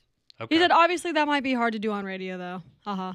They've given some tips. So it says try it, eat the chip, see how long you can last without reaching for the milk or the ice cream. Don't say we didn't warn you. Then prove it. Take a video of your attempt. We got that covered. The chip in the coffin must be in view. I don't think that this is still a deal where you can send it in and qualify to win. And Probably then not. post it. We will do all of that. Okay, let me. And then I don't know. There is a neat little thing that you will get if you survive the challenge to say that you have won the challenge. And That's nice. I'll let you have this coffin box. Thank you. You That'd be a nice memento for me. On your mantle. And okay, I will do this because again, it's not about me. It's about y'all. It's about our wonderful listeners. After I eat the chip, what do you think? A minute before I'm allowed to eat the ice cream? What would be a good a good time frame? Because I feel like if I eat it and then just immediately go for the ice cream, that's kind of cheating. Yeah, let's see how long you can go. I think you're gonna feel the pain regardless. Well, I don't think it'll matter. Let's see how long you can go without anything. Yeah, any help. Okay. I'm concerned. I am too. Yes. I am too. I'm very concerned. Text line is open, 205-834-9450. So coming up at 12:30, we will do the one-chip challenge. Dimmitri Ravenos coming up at the top of the hour for the college football bubble bath. This is always entertaining with Dimmitri. Somebody asking, hey, Landrum, you going to see Rod Stewart tomorrow night? I am not, but I would go. Fat Joe, back to the chip, says, I tried to go a minute, only made 42 seconds before drinking a glass of milk. Okay. So that's the time to beat, 42 seconds. I am a little disappointed, Conrad. You're not wearing your Tua jersey. Yeah, I thought that might I don't want to disappoint him, you know. Yeah. How do you pronounce his name?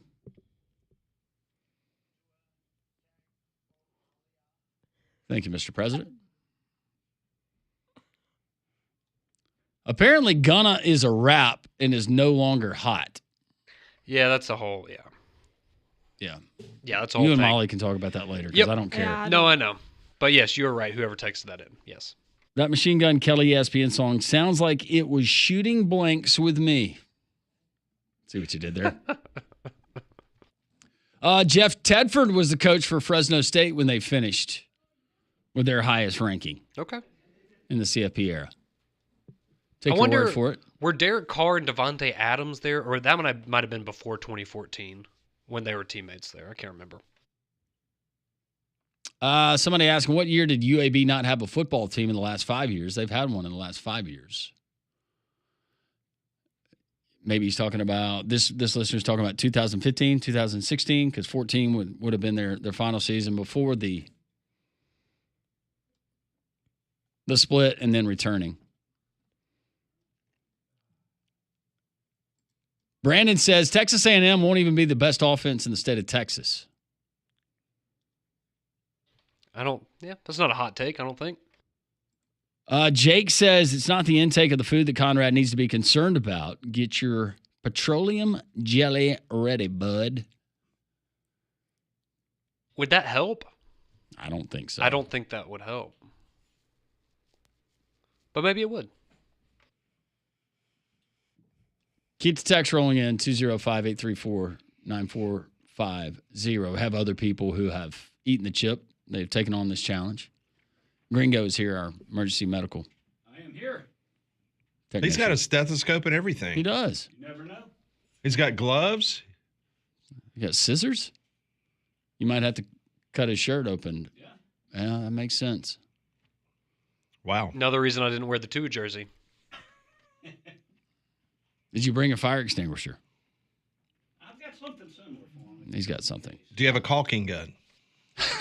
Oh, my God. Whew. I did bring gloves, though. I have gloves, and I have a change of clothes, just in case. And ice cream. And ice cream courtesy of Mom. If we smashed one of your fingers with a hammer, it might take away some of the heat that you're going to be feeling in your mouth. Yeah, but that's like a more permanent thing. I'd rather not do that. I've broken plenty of fingers before. I'm good. Have you? Yes. Yes, I have. Was that one of them? No, I actually only broke my leg in the cave. Oh. I broke a lot of fingers playing Piano. baseball and stuff growing up. Yeah, playing piano, you know. Sometimes you just tickle the ivory a little too much and those fingers snap.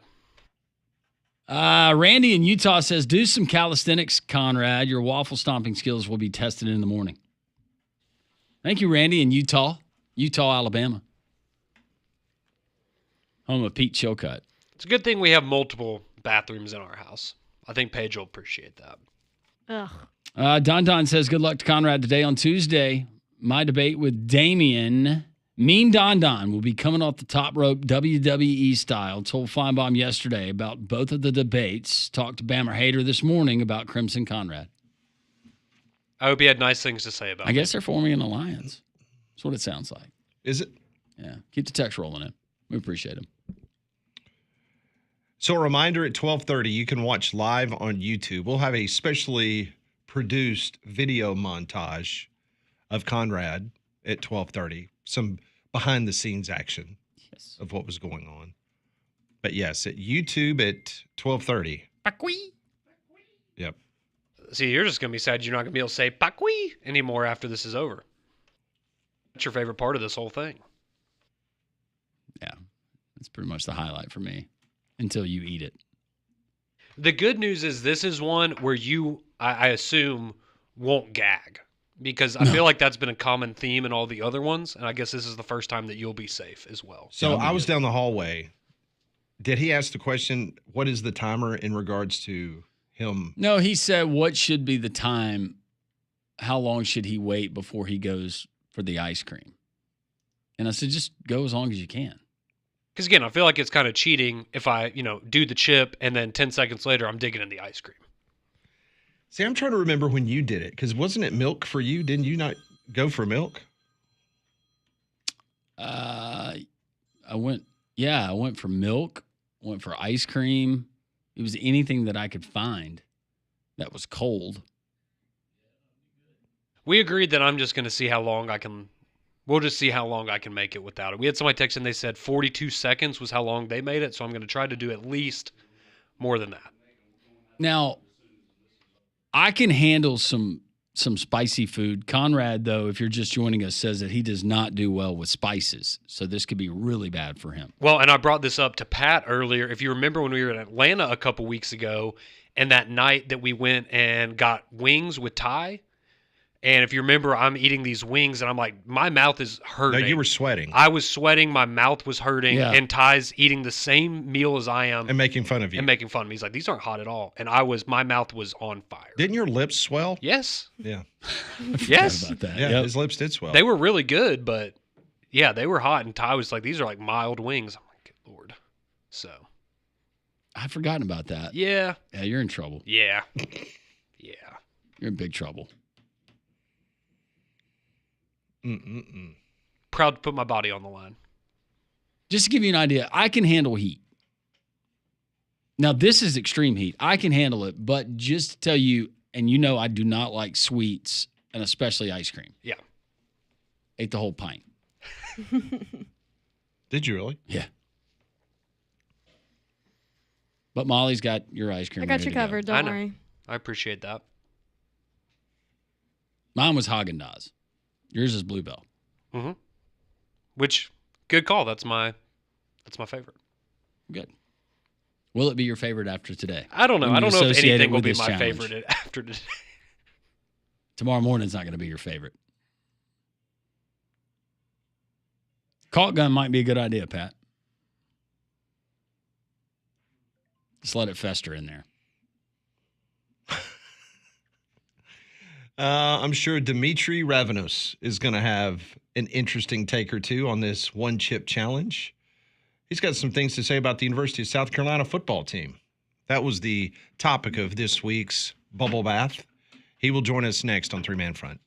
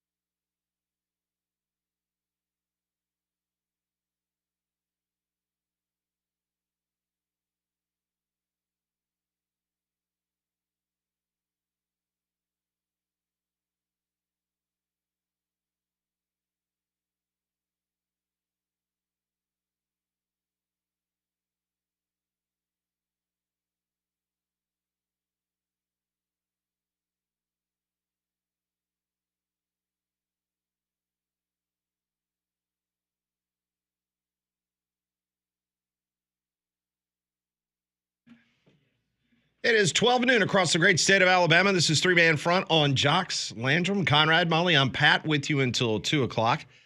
We're going to talk to Dimmitri Ravenos in just a few moments from the college football bubble bath from SEC Unfiltered. This week's topic, South Carolina, right? Yeah. Beamer? But he also just went to Greece. Yes. And I'm not talking about the musical. No, we're talking about the country. I could see Dimmitri would probably enjoy going and watching Greece. I would go and see Greece if my wife wanted to go see it. They're not actually, let's be honest. There's if Leanne or Dorothy, they really wanted to go see something, me and you would. Okay. We would agree to do it, right? Yes. Dimmitri Ravenos joins us on the program, fresh off the boat from Greece. Did you bring back some tzatziki? Look, I'm actually still here. I'm sitting on a balcony in Volos, Greece, overlooking the port. Are you really? I am. Listen, do you hear the sounds of the city behind me? You probably don't. There it is. There it is. There it is. I can, yep. You know, I'm trying to think, Dimmitri, in my radio career, I've interviewed someone from a prison, from a Texas state prison. I think you are the first person that I've ever done a radio interview with from the nation of Greece. So I've checked that box off my broadcast career. This is the country you call when you want hard-hitting college football inside. Have you eaten any Kalamala olives since you've been there? I actually, so this is where my father is from. So we were on the island he grew up on until yesterday. Very cool. And so now finally we are all staying in separate hotel rooms. And I just looked at my family, my wife and my kids, and said, we are going to find a Mexican place tonight. I cannot do any more feta cheese and olives. Well, you know, Molly visited Greece last year. Yep. She was she and in I Greece. talked about it a little bit. Yeah, sure did. I would love to go to Greece. What would you recommend for somebody who's never been to Greece? What do we need to hit? So this is the third time I've been, but the first time since I graduated from college. Mount Olympus, I had no idea how wonderful it is. It's absolutely terrific. So that would be my number one must do. So when you're walking around Greece, how many roll tides do you get? I've gotten 3 in the week and a half that I've been here. Because I saw one of your social media posts. Because for those that do not know, Dimmitri graduated from the University of Alabama, and you were wearing an old school Alabama baseball cap, if I'm not mistaken, in one of your social media posts. That's right. That's right. I participated in Roll Tide Fridays when Greg Byrne asked you to post your photos of you wearing your gear. Even when you're overseas, you got. Have you gotten any Roll Tide since you've been there? I've gotten 3. Now they've all been from people with American accents, other tourists that have recognized the logo. But yes, I have gotten some. Anytime I go out of the country and wear my gear, I'm always good to get at least one Roll Tide. Mm. Well, the subject of this week's college football bubble bath, part of the SEC Unfiltered channel, you kind of take a shot at Shane Beamer. What's going on? Why you do radio hits in South Carolina? I'm sure that was a big hit of contention. Wait, what are you talking about? This week's is all about that it is okay to only like football.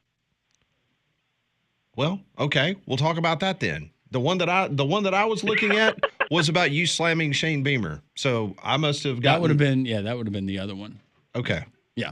Oh gosh, did I perhaps post an old video? I've been so out of it. But no, this week's was all about the fact that as college, do you realize in the last 4 years, every single college sport aside from football, their championship game has set a ratings record. And obviously, the one that got the big headlines was like 2 years ago, the women's national championship in basketball, right, with Caitlin Clark versus an undefeated South Carolina. But it's happened in every single sport. And around the SEC Unfiltered offices, I catch a lot of hell, Pat, for whenever people are talking about the Final Four or the College World Series, just noting that, like, hey, guys, I'm out of the group chat on this one because I don't care. My relationship with the University of Alabama is I gave you money, you gave me a diploma, and now I will just watch what I like to watch. And I think it is important for the SEC, built on football fandom. I think it's important that we say loudly, it is okay to be one of the people that is still only here for football. You are not a fake fan. And by the way, this is your 100th edition of the College Football Bubble Bath. That's right. So congratulations. Thank you. No one is more amazed than my wife that we're still doing this. Now, obviously, you shot this before you got on the boat, right? Or did you do this from your cabin? That's right. No, I shot this before we left, and really had to think twice about, do I want to drop this before we leave? And the answer was no, because I don't want to deal with the group text from SEC Unfiltered that Dimmitri is a fake fan of everything. What about college football, the start anyways, leading up to college football season, do you anticipate the most outside of just getting actual games in play? I always like seeing the familiar faces in new places. And for years, obviously, that just meant coaches. And now we have the portal. And the portal's a little bit less exciting. But I really do look forward to seeing those guys that killed it on a lower level get their shot to move up to the big time. Sometimes it works out. Sometimes it doesn't. But I do think that is always the most fun part of week one. Or week 0 even, and then you start to get in the flow of, do you turn on game day? Do you turn on the Fox show, whose name I can't remember at the moment? Like you slowly build your routine back, and you forget until it's over how short it is, how much of your year leads up to this very compressed, 3.5 month span. Sure does. Dimmitri Ravenos joins us from the College Football Bubble Bath, SEC Unfiltered. Joins us here on Fridays here in the summertime on Three Man Front. So I do have to ask you, and I'm not sure if you had an opportunity to ask Conrad or discuss this with him. Have you ever been a part of any of these food challenges? This one chip challenge that he is going to do coming up in about 20 minutes. Yeah, so I was telling Conrad off the air, I have seen these single chip packages around, but I myself have never partaken in them. And I did ask Conrad what amount of money was waved in front of his face to do this. No, this was just Landrum putting a lot of pressure on him. That's all that was. Oh, sure. The cumulus media going rate then. I mean, there is no there is no money exchanging hands here. This is just him. He has really had a tough time of getting wins on these challenges. The last one was the last one that he basically we gave him an incomplete. It was the surströmming challenge, where he kind of messed up the what? The surströmming. You have not seen the surströmming challenge? Yes. Explain it to him, Landrum. What kind of fish from the Baltic? It's a horrible, horrible fish that they catch from the Baltic, and they put it in, and I guess it's a fermented. Yes, it's canned for a very long time. for a very long time, and the smell just a whiff of it. If you have a gag reflex, there's a good chance you're going to throw up. Yeah. Yeah. Well, he messed up the top of the can. And we started getting a little bit of the smell, but then he couldn't. They gave me a Dollar General can opener for a can that was, months old. Yeah. To be fair, the can was with. You could see where the gases or whatever had bubbled up, and the lid of the can was. It was swollen. Yeah, it was bad. The can might have survived the attack or the dismantling of Iran's nuclear program. Like, if you had it there in that granite mountain, I think the can would have survived. I like that you saw the can in the shape that it was, knowing what that must have meant for the food inside, and still thought we should dare Conrad to eat this. Yes. This and Conrad's a good sport. I told him during the break, and I've told him this before. It's awesome to have someone who is willing to do this for the sake of the show, me and Pat, we genuinely appreciate it. But going back to this one chip challenge, this is a challenge that I did several years ago. A buddy of mine who gets a lot of enjoyment out of watching people suffer wanted to see me suffer. I did it. It was really tough and it was super hot, But he had bought me another one, and I had it in the console of my truck, the second console that I never opened that I keep locked, and I had remembered, oh my gosh, I still have that one chip. It comes in a coffin-shaped box. It's sealed. It's past its expiration date by several years, but I want to get your opinion. With all of that being sealed in that packaging, there's no way that this thing is any less potent than it was 5 years ago, right? So my gut says you are absolutely correct, Landrum. However, Conrad, I want you to consider that the very real possibility here is you have the advantage because those things are made to hurt. If anything goes bad, it would have to be the spice depleting, right? I think Landrum's right, by the way. I'm sorry. I don't want to build up any false hope for you, Conrad. But I do think that if anything has gone bad, it is not nearly as spicy as you may expect it to be. And that is on the table. My expectation, honestly, is that it's going to be just as spicy, but it's going to taste bad because the chip itself will be stale. Yeah, very real possibility. Where are you at? Where are we at in general on stale chips? I tend to not think there is a taste difference, merely a texture difference. Yeah. I don't think it tastes bad is going to be the fault of time. It might just be a bad tasting chip. Yeah, the chip doesn't have taste. The heat hits you, and you're not worried about the taste of the chip. They're not. The folks at Pac-Wee were not worried about, oh gosh, can we create flavor and deadly heat? Which, by the way, is why they discontinued this, because unfortunately a young man in Massachusetts passed away several hours after doing this challenge. But if you pull it up today in your leisure while you're there in beautiful Greece with your family and you just need some Dimmitri time, pull up Shaq doing it live on TNT when he did it. Listen, while I am sitting here, even still a weekend, adjusting to the jet lag, the time that is prime content time for you guys is when I can't sleep over here. So you bet I'll look it up. Yeah. Yes, for sure. Please do that. All right, so you said Mexican restaurant today. What else are we doing the rest of the week? I mean, look, I have had all of the Greek standards, and my dad, who in the States is a chef and is from Greece, like there is no like, hey, I'd like a normal sized meal today with him. So I have eaten everything, every version of feta cheese you can imagine, anything that has come from the sea and been put over a fire.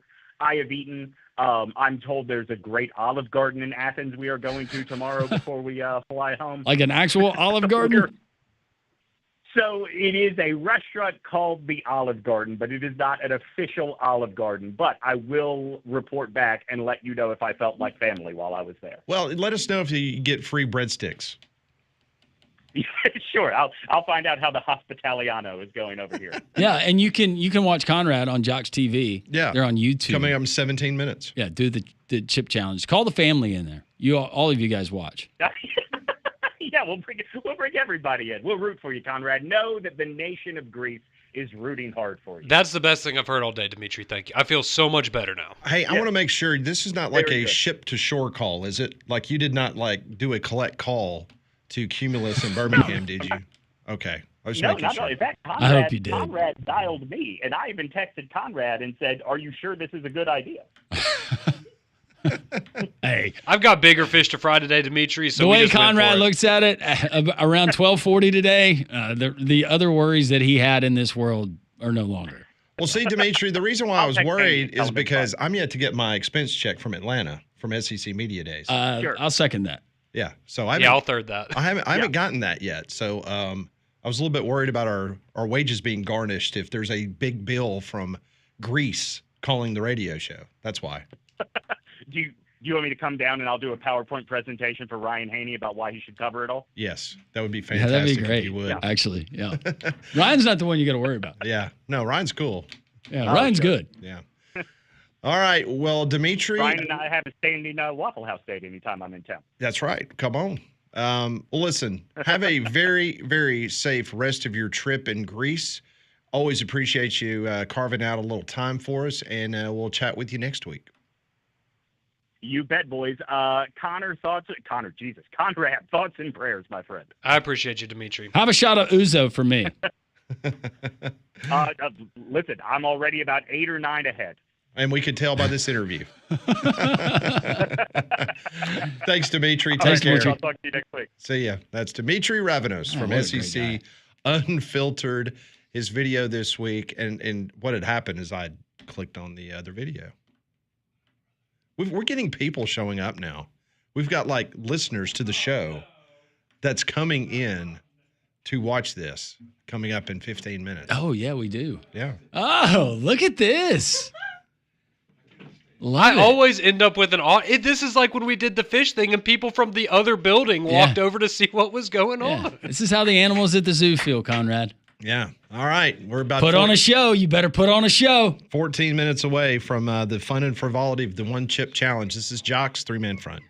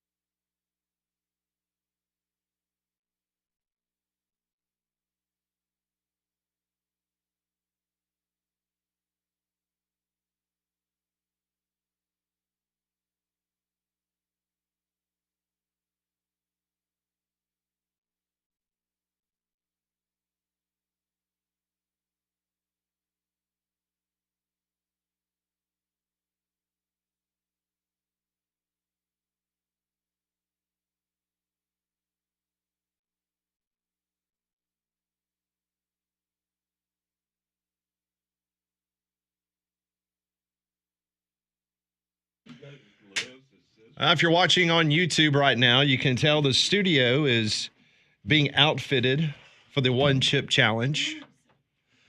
He's going to be over there. Yeah. Mm-hmm. He's going to be right here. Yep.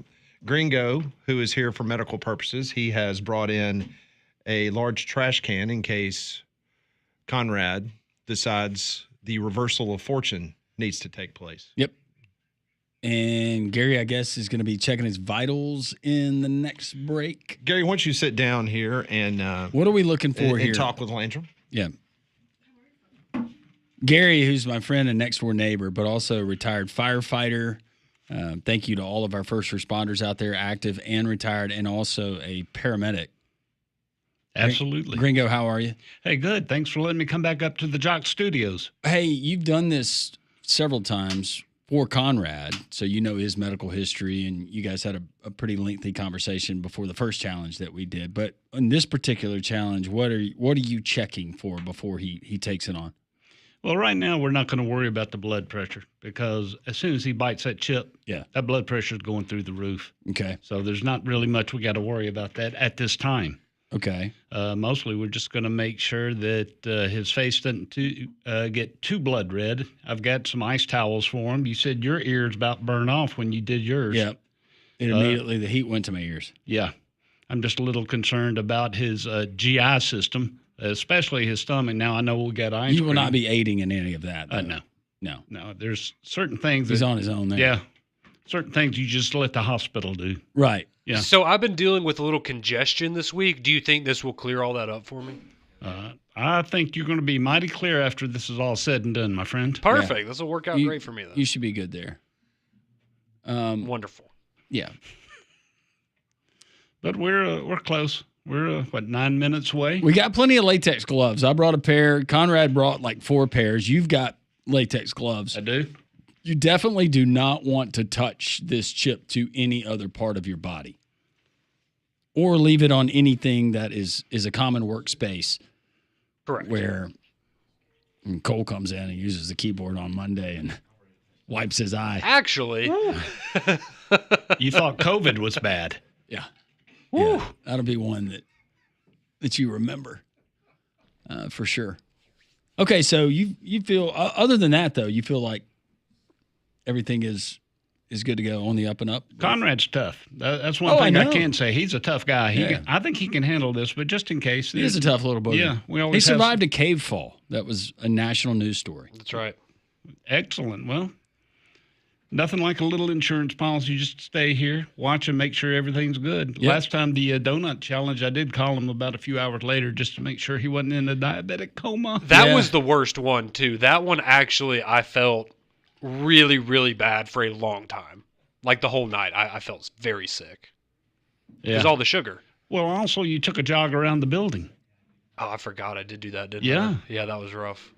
Yeah. That was rough. All right, so here's the warning that they give here on the box. Do not eat if you're sensitive to spicy foods, allergic to peppers, nightshades, or capsaicin, or are pregnant, or have any medical conditions. Keep out of reach Just of any children. medical condition. After touching the chip, wash your hands with soap. Do not touch your eyes or other sensitive areas. Exclamation point. Thought that was interesting. Period. Seek medical assistance should you experience difficulty breathing. If you can't handle the heat, try drinking milk or eating ice cream. Fear the Reaper and consider yourself warned. Then their slogan is, after this, hell should be easy.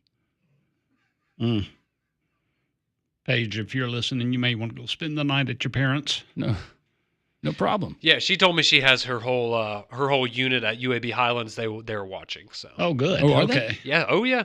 Yeah, she was disappointed she wasn't off today. She wanted to come up here and get to soak it all in like the rest of our patrons. Well, people there at Highlands, you're the true heroes. Absolutely. And she can get a hold of one of those tie-back suits. Yep. And wear that just in case, because if he comes home sweating. Yeah. Whew. Yeah, I'm worried about Pharaoh, his dog. Uh-oh.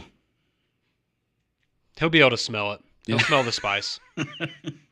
All right. Well, we do it next. Conrad tries to land in the halls of infamy, I guess you would say, the Mount Rushmore of challenges. This is about his biggest one, I think. If you haven't logged on or found a place that you can get onto Jox TV, you probably want to see the reaction, but we're going to carry it for you on the air here on Jox, and all of our affiliates will have it as well. The one chip challenge, Conrad tries to slay it. We do it next on Three Man Front. Absolutely.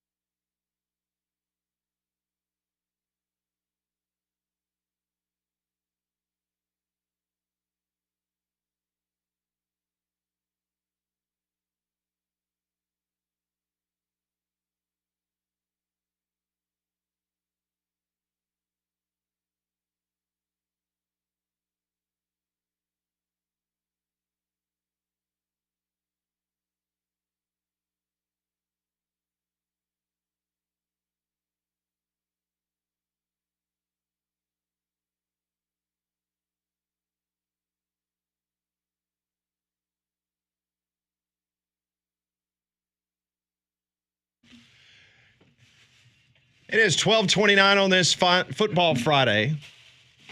Kind of a freaky Friday because we're getting ready for the One Chip Challenge. We want to say hello to all the fine folks that are serving those that are sick or ill at the UAB Highlands Hospital that is watching right now as, yes. Hey, Paige.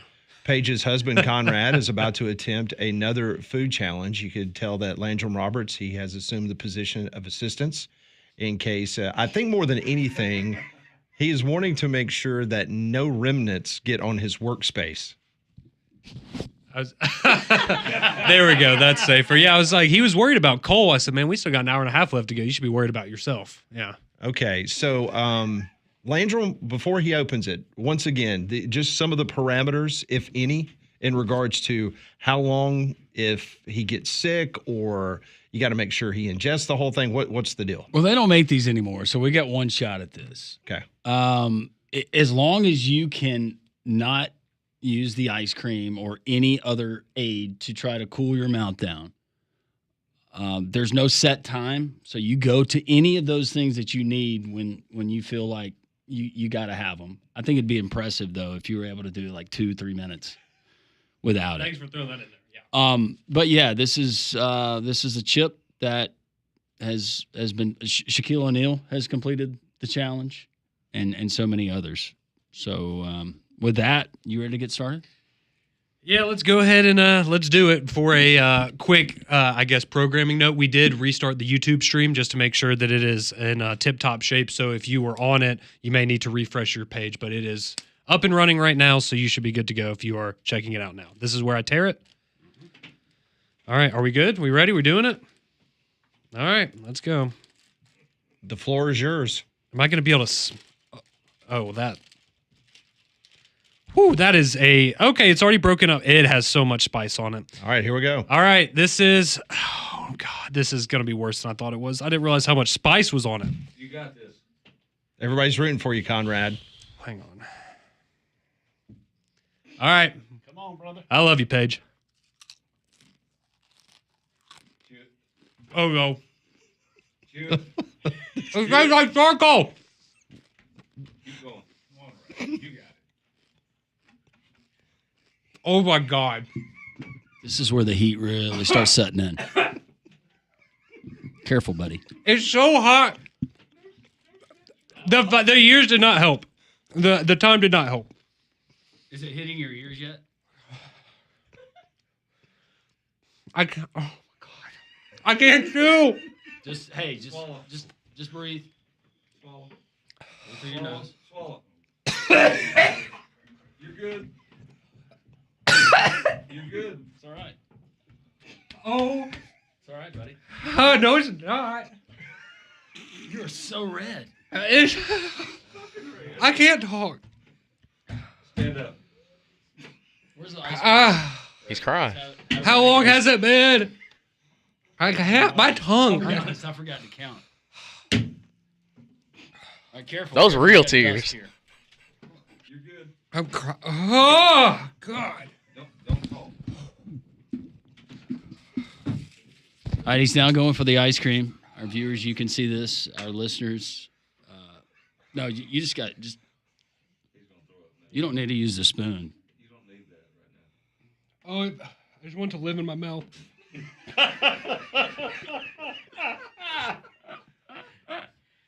Woo! Describe what you're feeling. Awful. I want the ice cream to live in my mouth permanently because it's so hot. I can't. What does my tongue look like? Oh my God.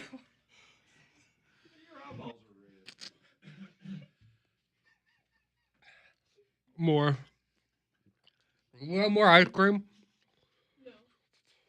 Wait, actually, yes, there is more. Oh, God. It is so hot. I can't move my tongue and talk.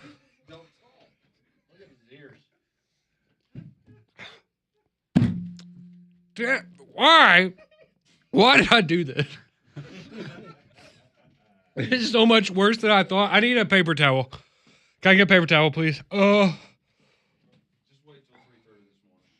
Just wait until you're pooper tomorrow morning.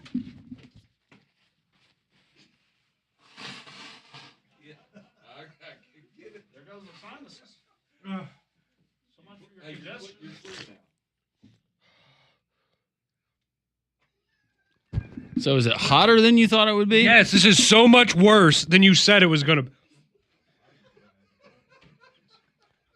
Sudafed usually takes care of this. Don't talk. My throat hurts so bad.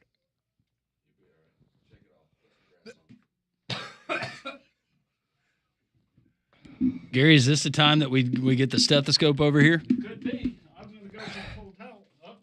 More spring. How long does it last? Yeah. This one.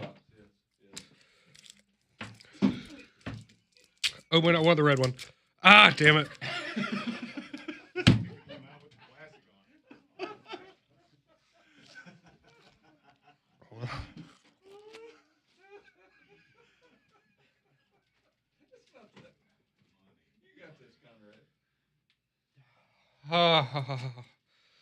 This is so bad.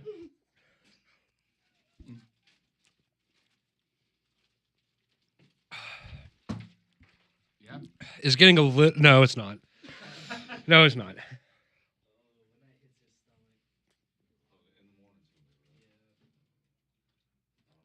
Gary, can we get you over here You've got sweat. to check him out, please? I'm crying.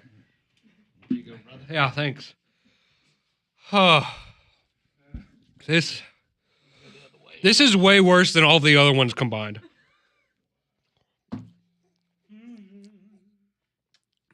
Yep, my lips are swelling now. Oh, my lips are swelling. You're not congested anymore. No, I'm not. Thank you, Gary. Lung sounds are good. Say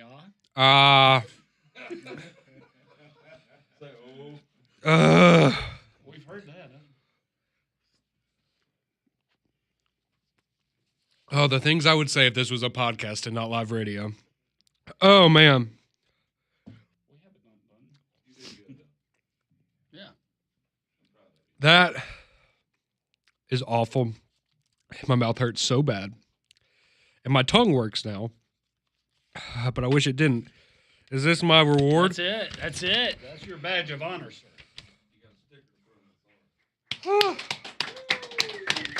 Thank you.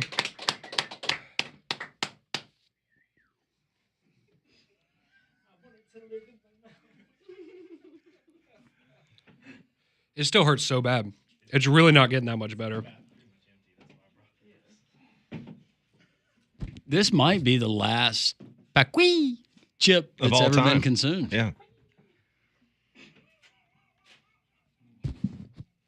Oh. Yeah, I still need this ice cream to live in my mouth. It's so bad. Is it getting any better at all? Like a little bit, I guess. No, I'm not crying anymore. His little ears, they're red. Yeah. Cool the ears off. That didn't help. That did not help. I'm so happy when the ice cream's in my mouth, and when I swallow it, I'm not happy anymore because, oh, God. How long is this going to last, Landrum? Oh, my tongue's not working again. You'll be good in like an hour. An hour? I don't even like ice cream that much, and I'm just devouring it. I have to say,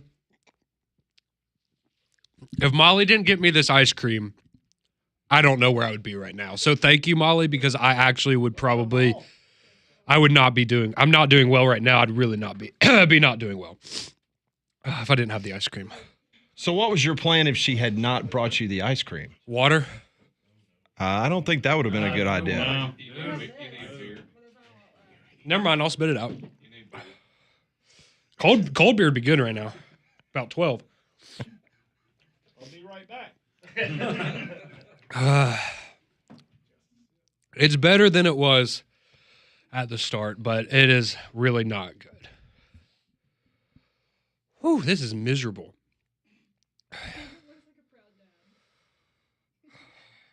Like, it won't stop. Like, it hurts.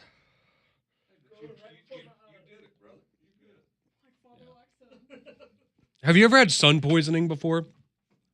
It's like that on my mouth. Inside of my mouth. Oh.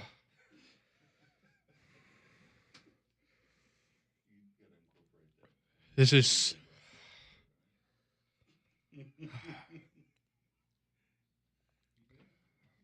Is it worse than the surströmming smell? This is, yeah. Oh, give me the surströmming right. Yeah. Yeah. Give me 10 of don't those. quote him. Do not quote him on that. He's delirious right now. Yeah, he doesn't know what he's saying, does he, Damien? No, do not quote him on that. Yeah. What do you, okay, let's talk with Damien briefly as he's trying to recover here. You're his teammate in the morning. Like this morning, did he show any signs whatsoever of nervousness? No, like we didn't even talk about it because I guess he came in with his game face. And what I just witnessed, my level of respect for Conrad just went up a couple notches. Like the way that he had tears in his eyes and he had that ice cream like in his mouth, savoring every cold moment he has. He's a trooper, man. He's a trooper. No doubt. Proud of him. Good gosh. That's wild. That is wild. Okay. Well, for those watching on YouTube, it's happy to report that you can check this one off as a win for Conrad Van Order.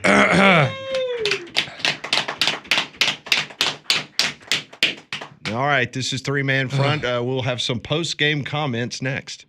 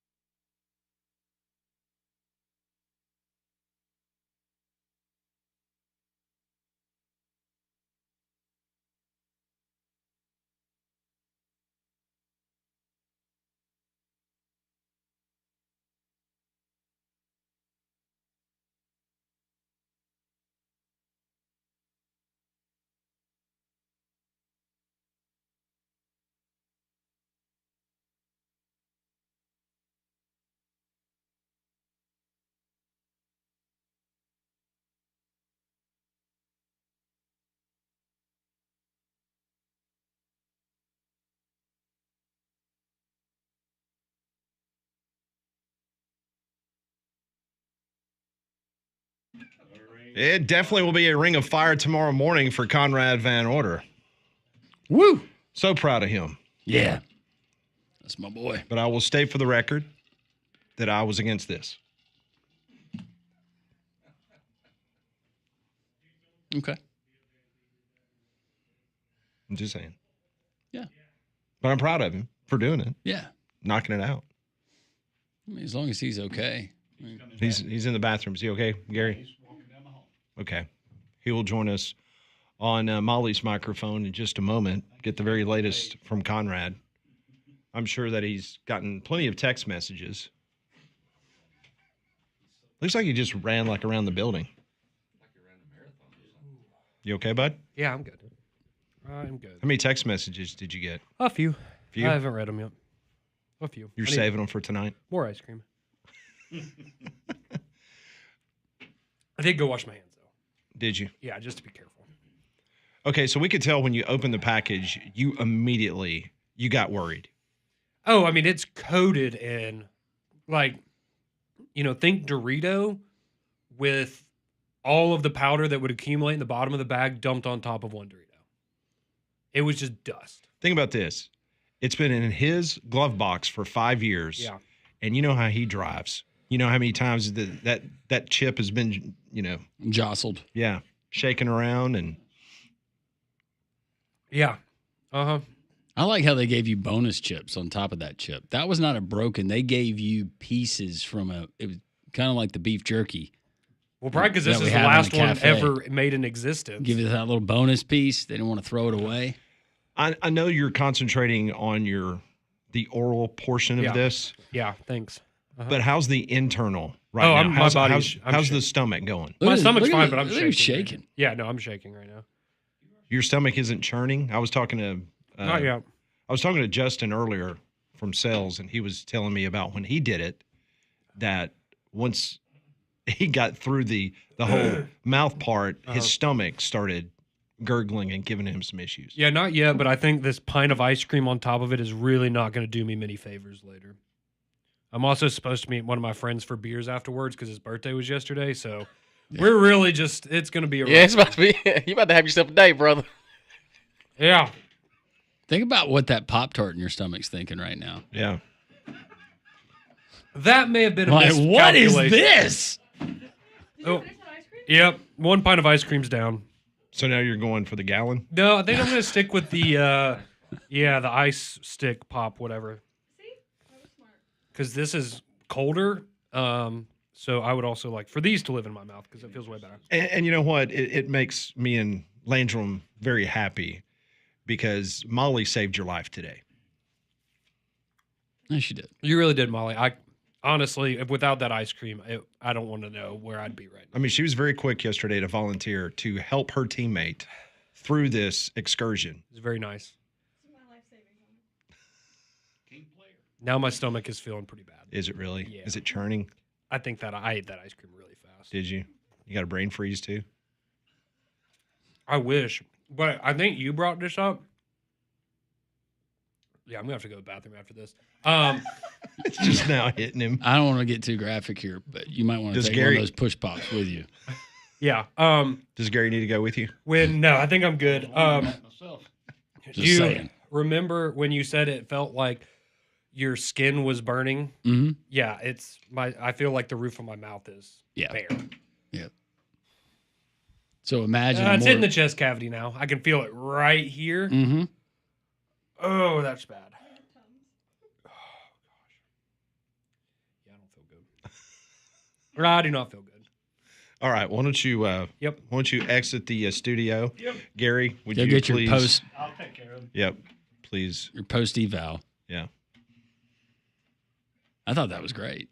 I thought he did a tremendous job. And he's already getting complimented by the naysayers and the people who have hated on him on our text line. Okay, that's good. That he's finally completed a challenge. I'm glad he's getting some love. Yep. Because this was, if you were watching on YouTube, and if you didn't, but you were listening on the radio, we will have a fully produced video that we will send out later in regards to what you missed visually.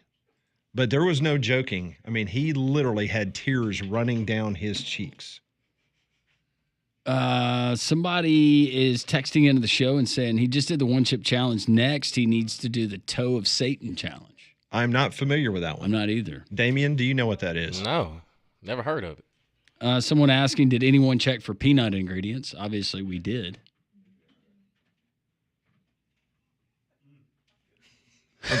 Don't look at me. I say, well, we'll find out.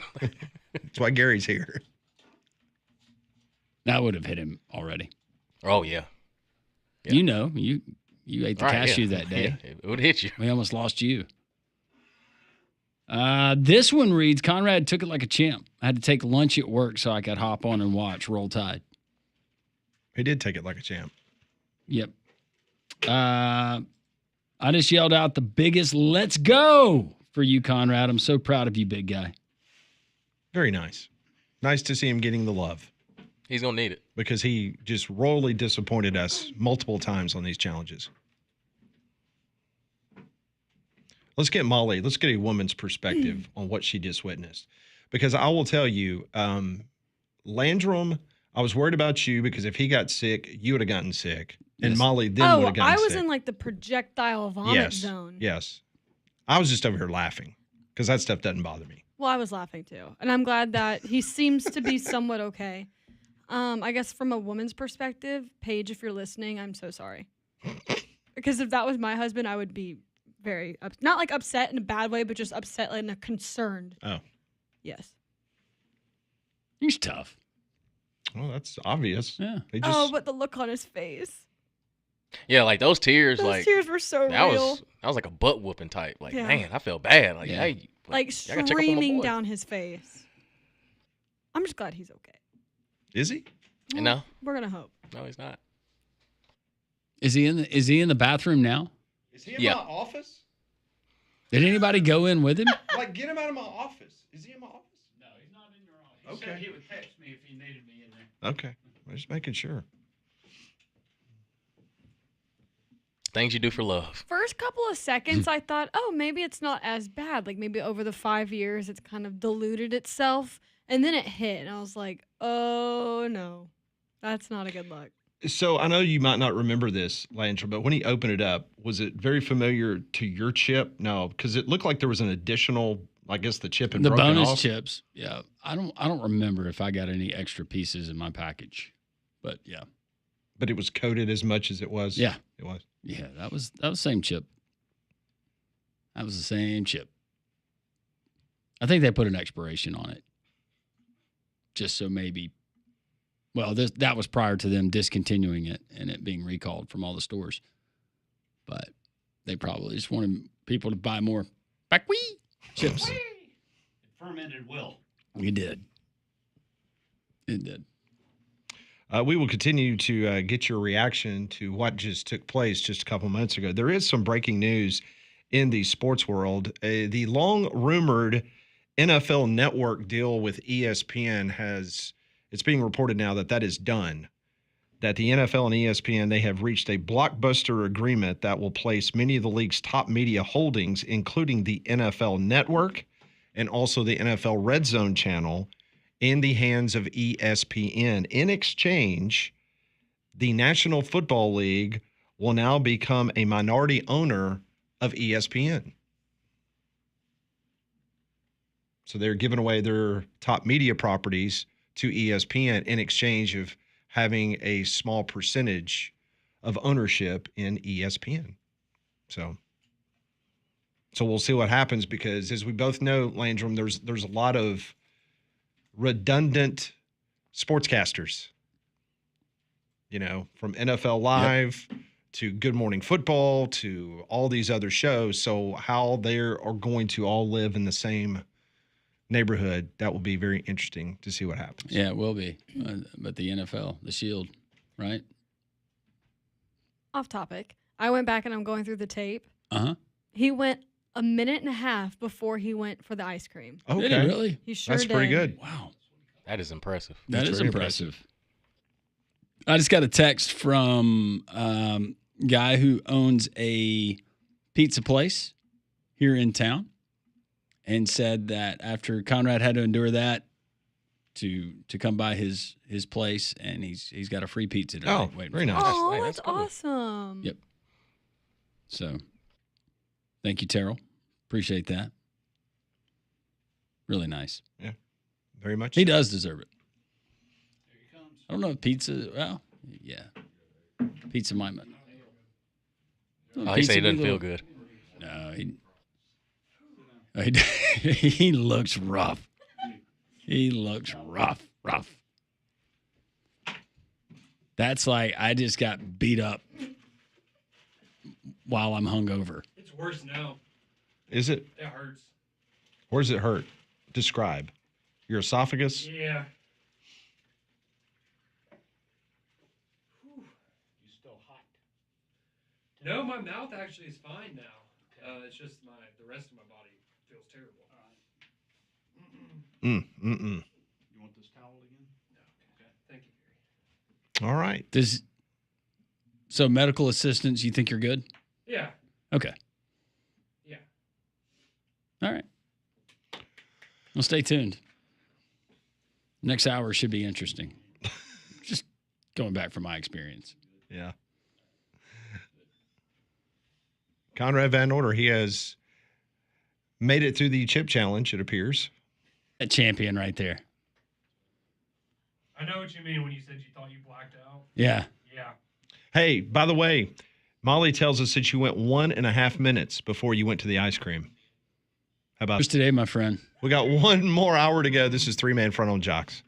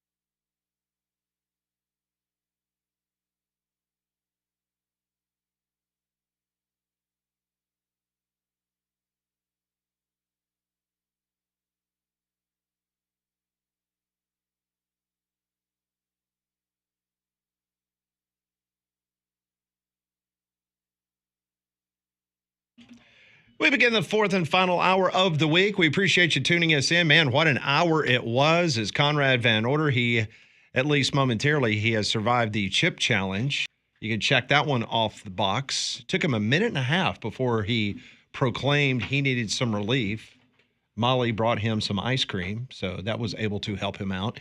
He is now finally starting to check his phone of text messages, and his mom has been sending him screen grabs from the YouTube feed that is less than, let's just say, won't be on the in the family album probably. And his wife has been critical of him, saying he cried too much. And he's already changed clothes. That was smart.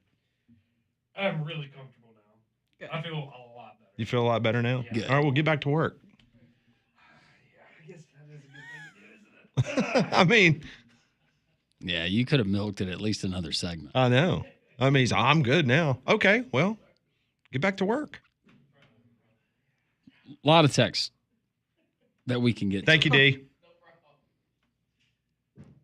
205-834-9450.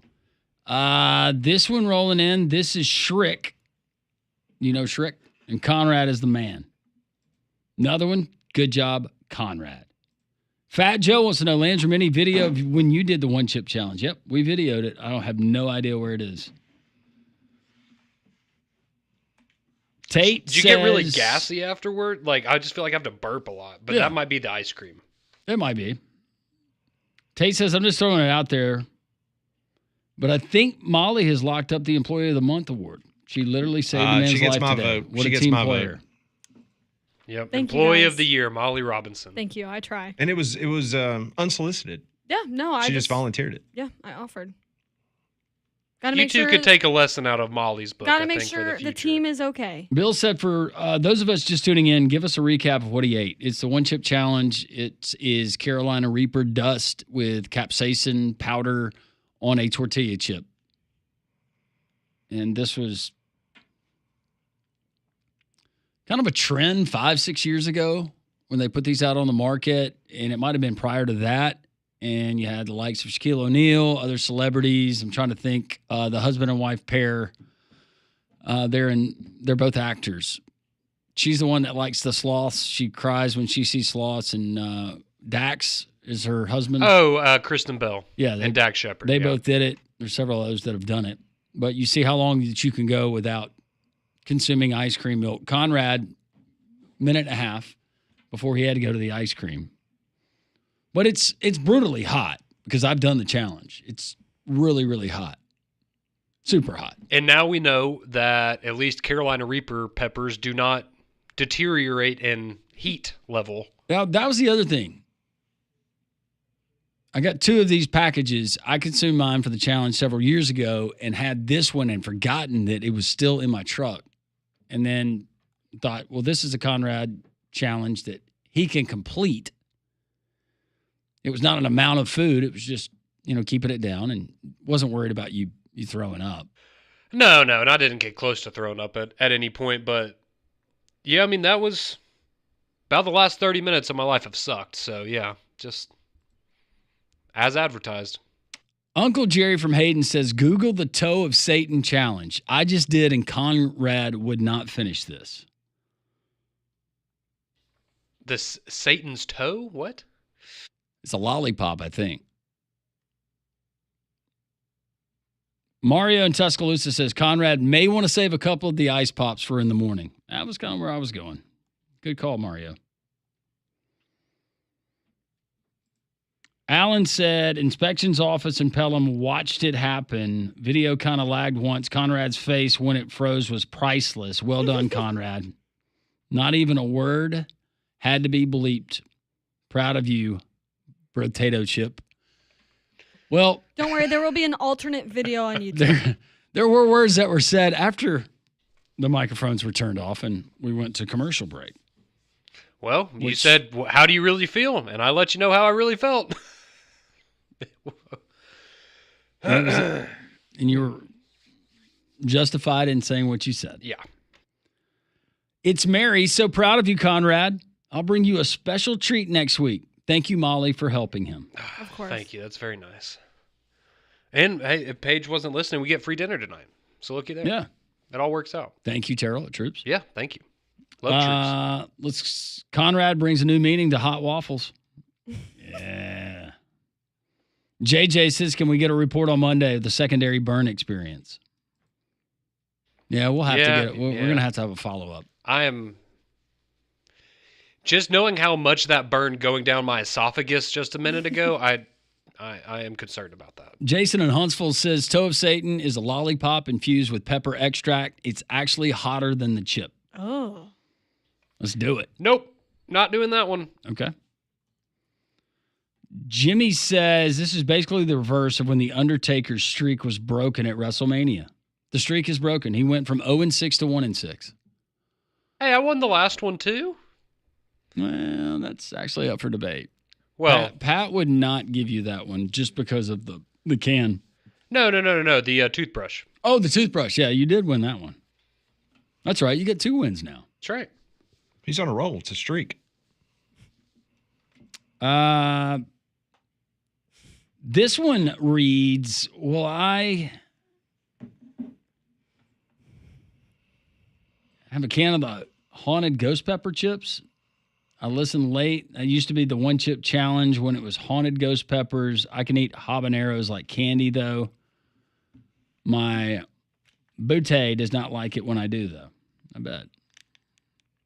Mike says that challenge had length and girth.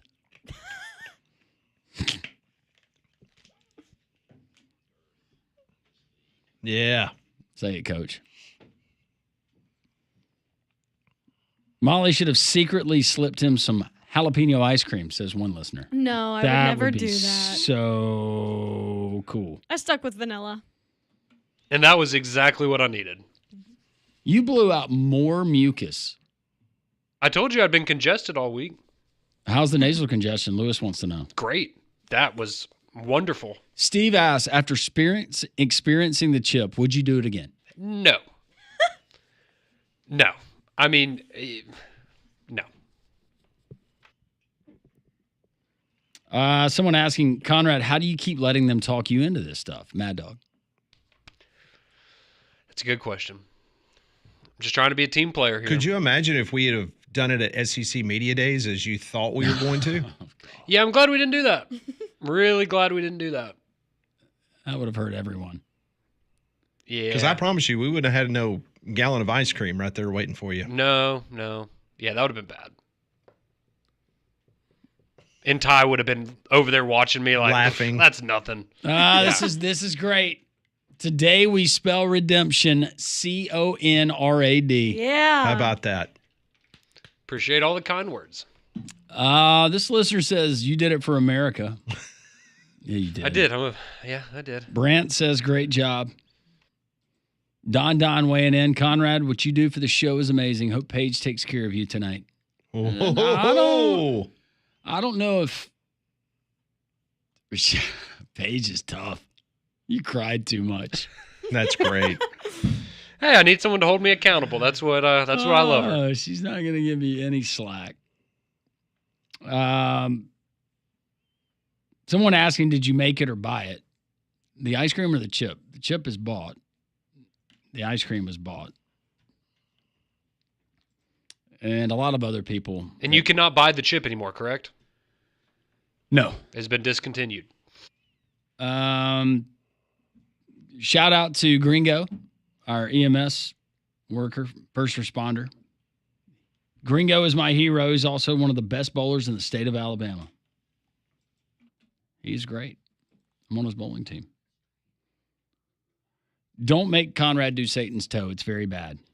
Yeah, I looked it up. It's 9 million Scoville, which is the heat rating. And I think the chip is like 2 or 3 million. So it's, I guess, 3 times as bad as the chip. Would the toothbrush have helped? Someone asking. If it was made of ice, probably, yeah. This is Parker in Vestavia. Would Conrad be willing to give the cinnamon challenge a try? Yeah. Oh, is that the one where you just, the spoon of cinnamon? The spoonful of, do not do that. Yeah, I don't. That one actually can get Parker, really I think big. that's a great idea. I'm just so glad football season's here because it means that we don't have to do I don't have to do any of these for a long time. Pizza Larry, text in, Conrad is a real man doing something for nothing but pride and willing to pay prices now and later. And a free pizza. You got a free pizza. How was the taste? One of our listeners. No, it was really bad. Like I've never. You said it tastes like charcoal? Yeah, I don't know. I've never tasted charcoal. That was just the first thing that came to mind. Also, bark. I don't know. Like I would think it did not taste good at all. BB says, so now walking around for a day in women's heels doesn't look so bad, does it? Honestly, no.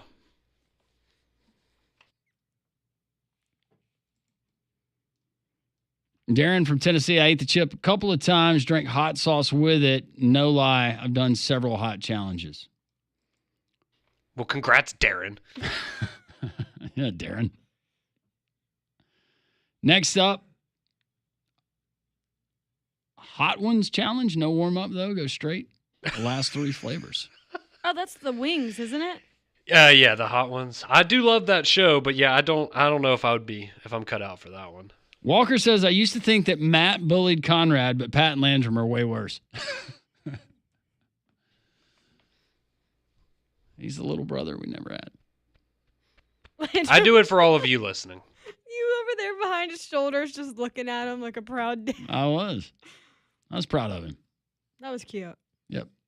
Left this station with a lot of disappointment over the other 7 challenges he's failed. We've turned a corner. Yep. Some of these I can't read.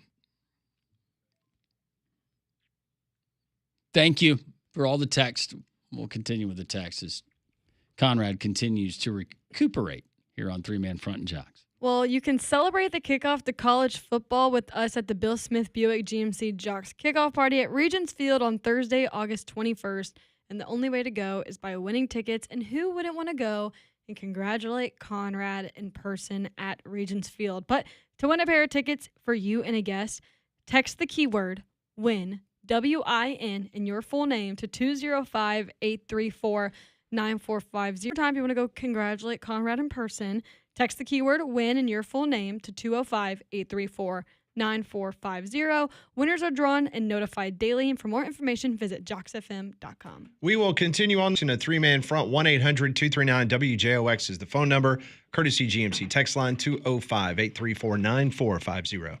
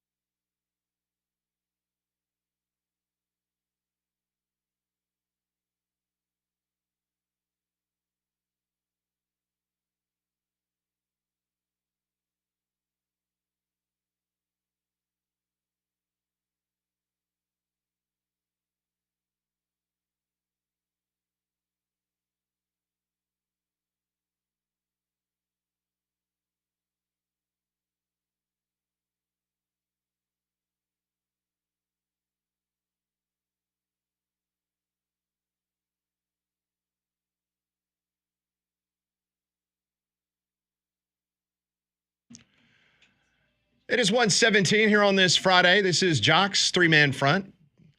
Conrad, who has, at least for 46 minutes, survived the one-chip challenge. I'm sure he will be on the text string early tomorrow morning, letting us know how he's. Maybe so. Maybe so. Yeah. Yeah, I'm really not feeling good again. I think now it's like the dairy and everything is kind of like combining in my stomach. Yes. Yeah. Power through. Well, something that you can feel good about is your trip to Diamonds Direct because they really live up to their name. There's no middleman. There's no runaround.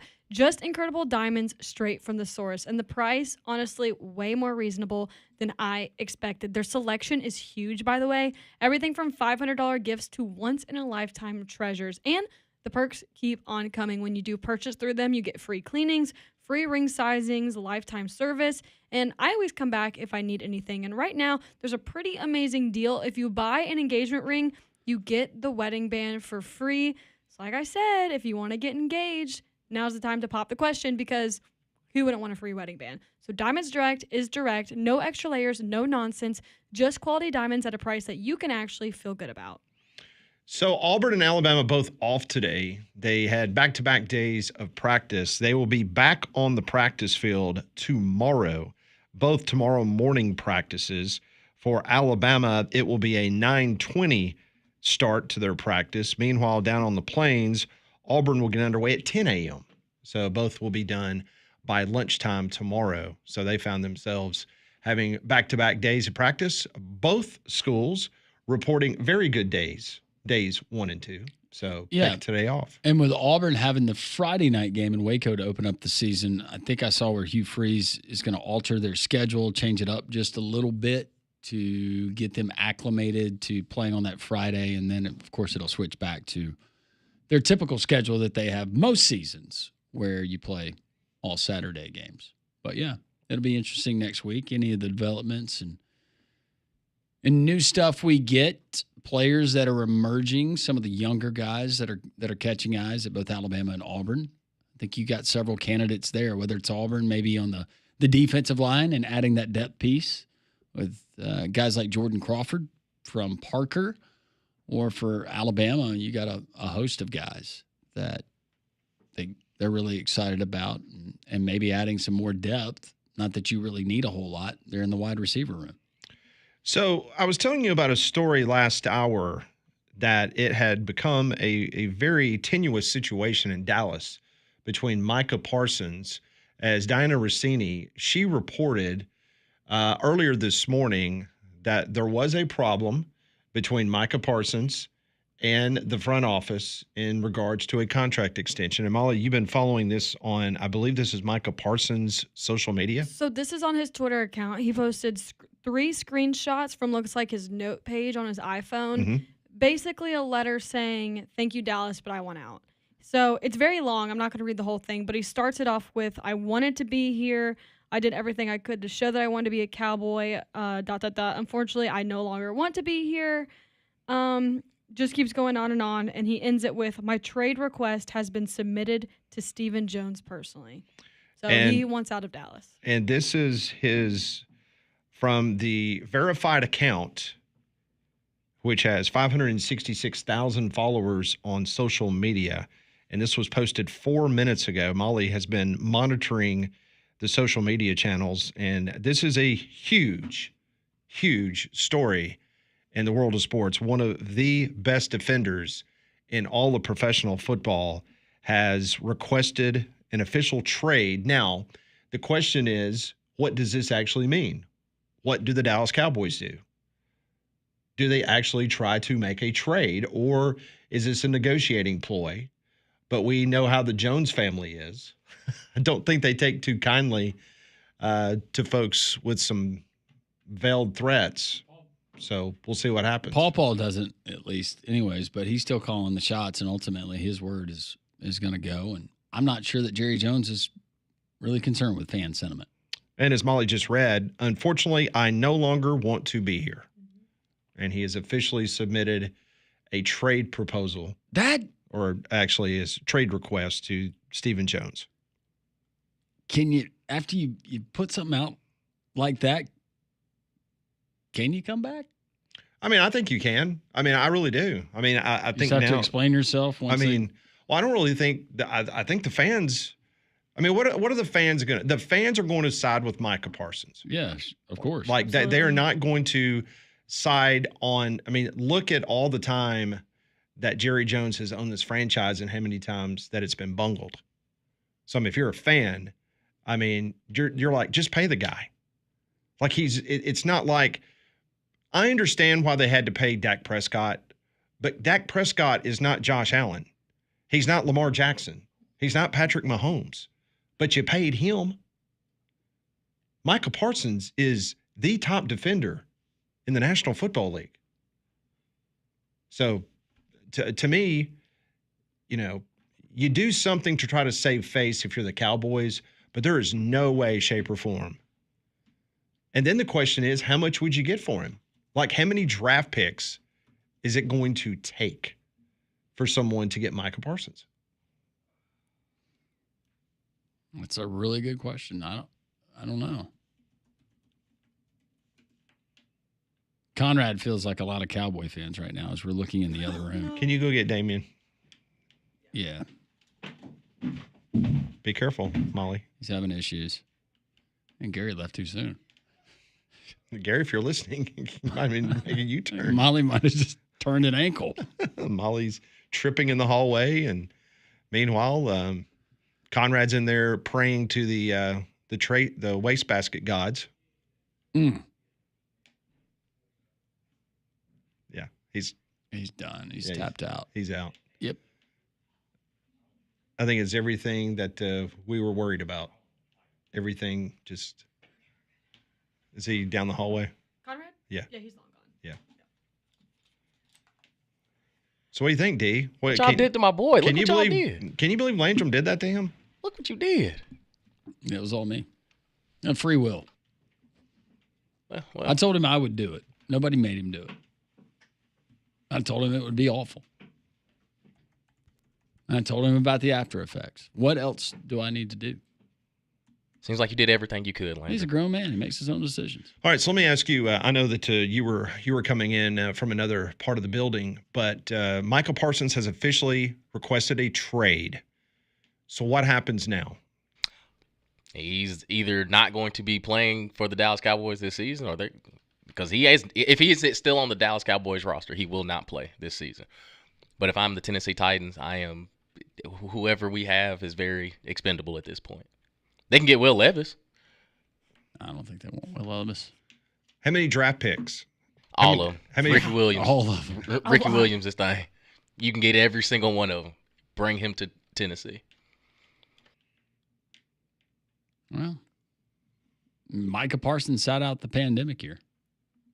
Yeah. And look what that got him. Didn't hurt him. Yeah. Didn't hurt Jamar Chase either. I want the Eagles to pick him up. Lord, no. That's all the Eagles need. Right. No. Lord, no. Just for the drama. Just to recap his 2024 season, Micha Parsons, 12 sacks. That was tied for fifth. I have some news coming out of Diana Rossini. Yep. She says that this was tweeted like 30 seconds ago. The Dallas Cowboys have no intention of trading Micha Parsons. All right. Well, good. How does that work contractually if he refuses to play? That was my. Yeah. You have a labor agreement. You have a contract. You're supposed to play. Mm-hmm. I mean, the good news for him, we're in training camp. Yeah. And you got a few weeks to both sides do their thing and then come to a resolution. I believe this will all be taken care of. He'll be the highest paid defensive player breathing. Better believe it. Absolutely. Jerry's just not going to flinch right now. No. This is a game. This is negotiations. He got the first volley out by playing to the emotions of the fan base. I want to be here. I grew up rooting for the Cowboys. I mean, blah, blah, blah. But at the end of the day, you have a contract. I'm a firm believer of that. You sign contracts, you uphold your contract until the final day of your contract. So maybe he doesn't get invited to the Christmas party on the yacht. You think they'll send Matt McLaren in his place? Once again, Matt McLaren and those guys, they just have just so much content every single day, thanks to Jerry Jones and the stupidity of that organization. Yep. You got questions? I do. My biggest one is how's Conrad? Yeah. Did he go run it down? I mean, Gary just texted me asking me if I'll he was go okay. check on him. Coming up next on Three Man Front.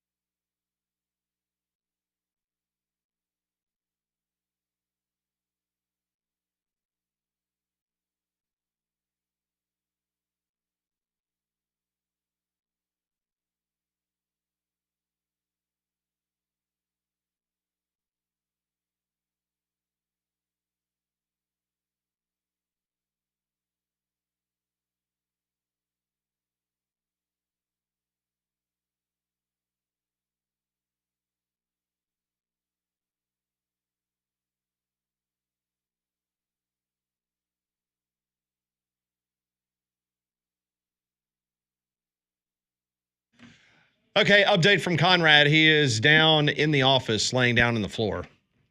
He's about to explode. That's what he said? Yes. Okay. It's probably like cooking, like a burning sensation. Yeah, it's just churning. Yeah. That's the worst. Just go ahead and make it happen, you know? Yeah. Different stages to this challenge.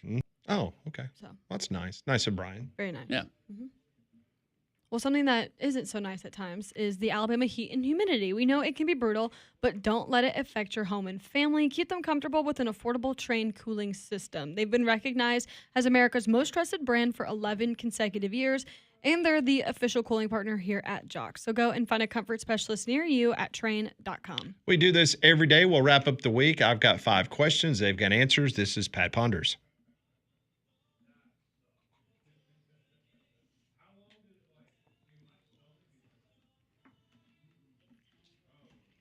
Brought to you by Courtesy GMC and Trustful. Goodbye and see them this weekend. You won't miss any of the sports action. They've got televisions left and right in the showroom, and they've got 9 acres of inventory waiting for you to peruse. Go by and see them off of I-459, exit 32. All right, question number 1. So the NFL season quasi kind of started last night. It was a preseason game.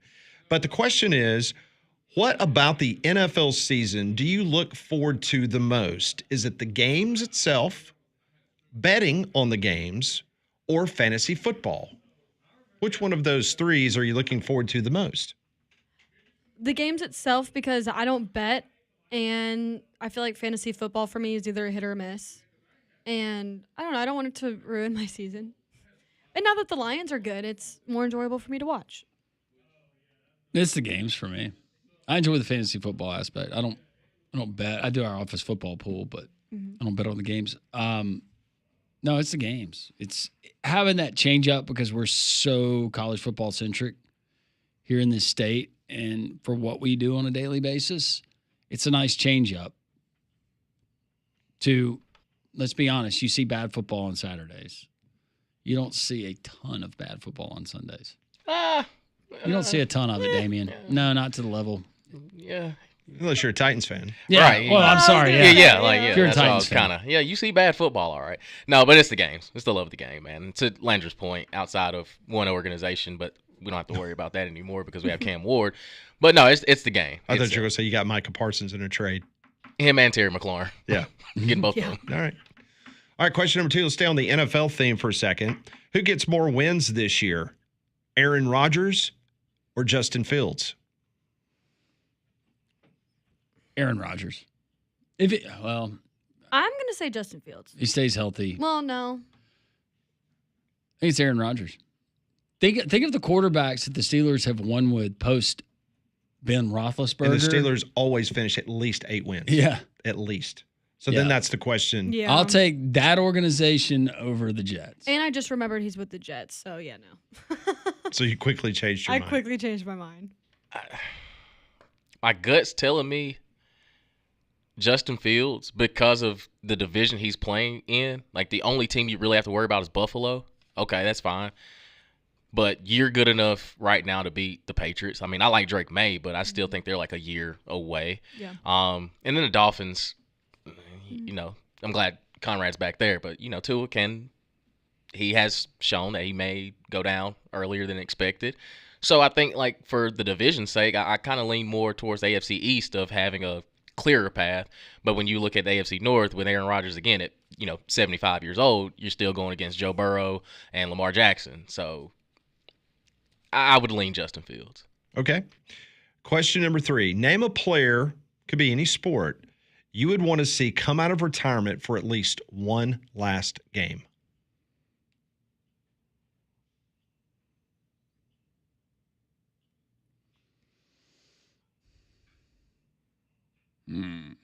If this was like 5 years ago, I would say Calvin Johnson, because as a kid, he was always my favorite player. What you're saying right now? Right now. Yeah. He would be the age that he or she is right now, but come out for at least one last attempt in a game. I want to see Tom Brady do it again. That would be awesome. That's a good one.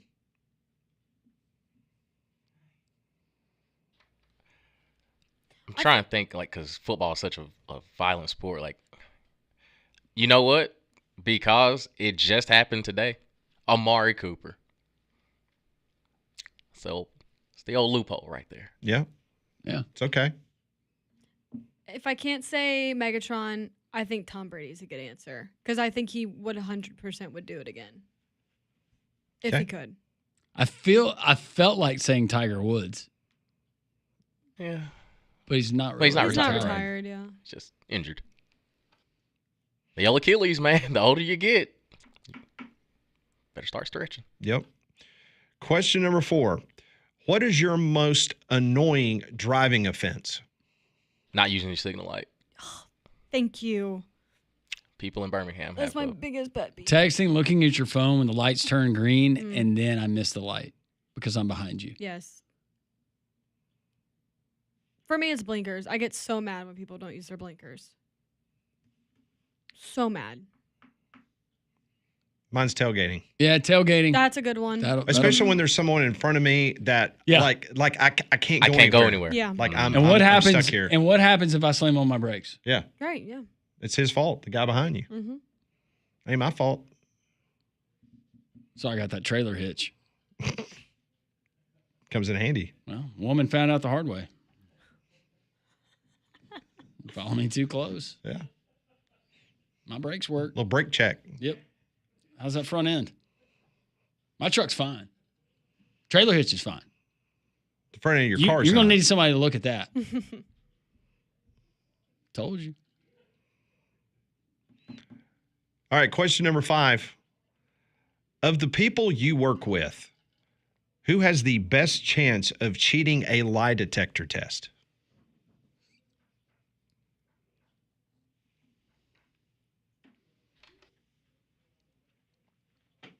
Ryan Haney. You've got the suit, Ryan Haney. I don't think any of us. No, I don't think anybody on our show. No. Maybe Saybear? Saybear, maybe. Yeah. And I think Cole more so than Greg.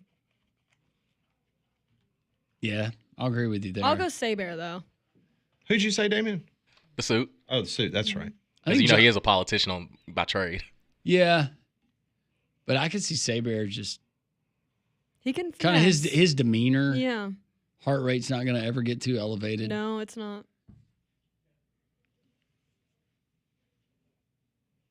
You gotta believe the lie. And Saybear would do that. Like, I hear you, Molly. You gotta believe the lie. You gotta believe it. Who do you think?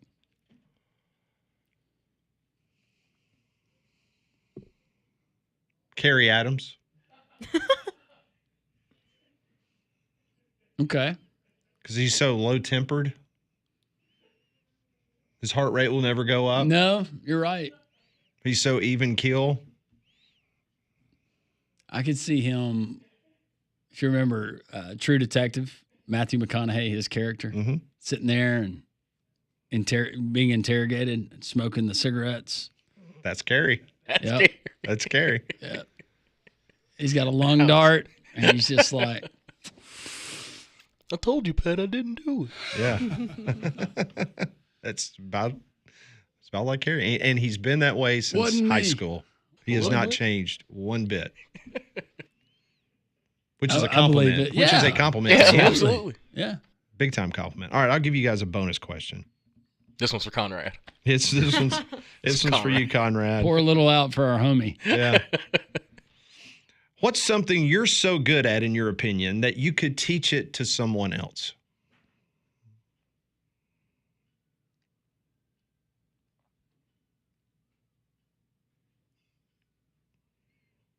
Damien, you'll go first?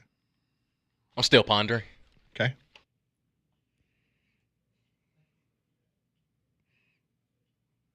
This is a family show, Damien, so I'm thinking of family-oriented things. I'll go cooking.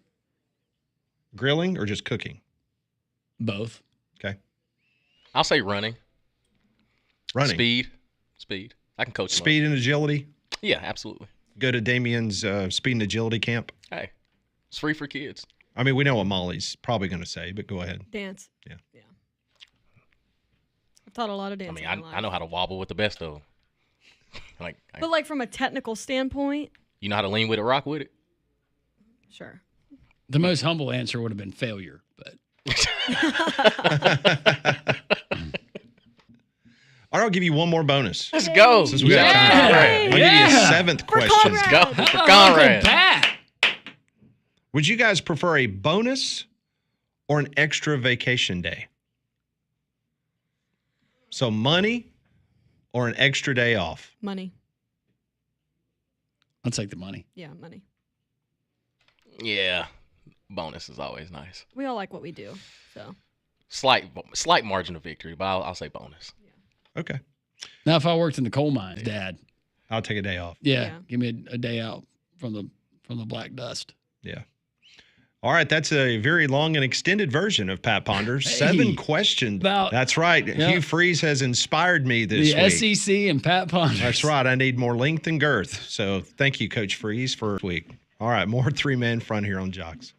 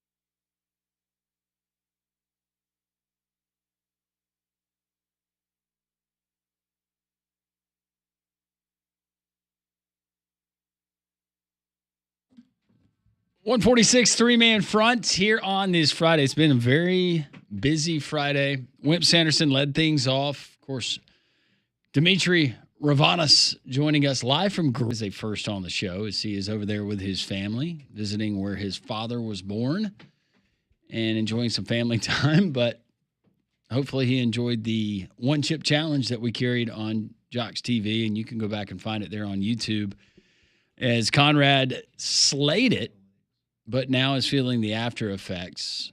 Jox TV, YouTube, you can find it there.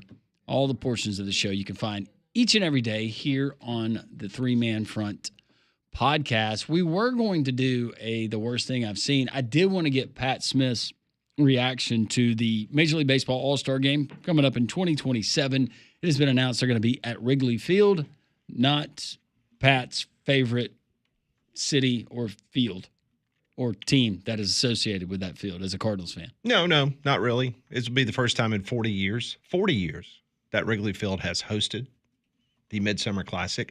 The problem with 2027, Landrum, and this could be the worst thing I've seen, not so much the venue, but the fact that I believe that Major League Baseball is headed for a work stoppage, and it would probably be in 2027.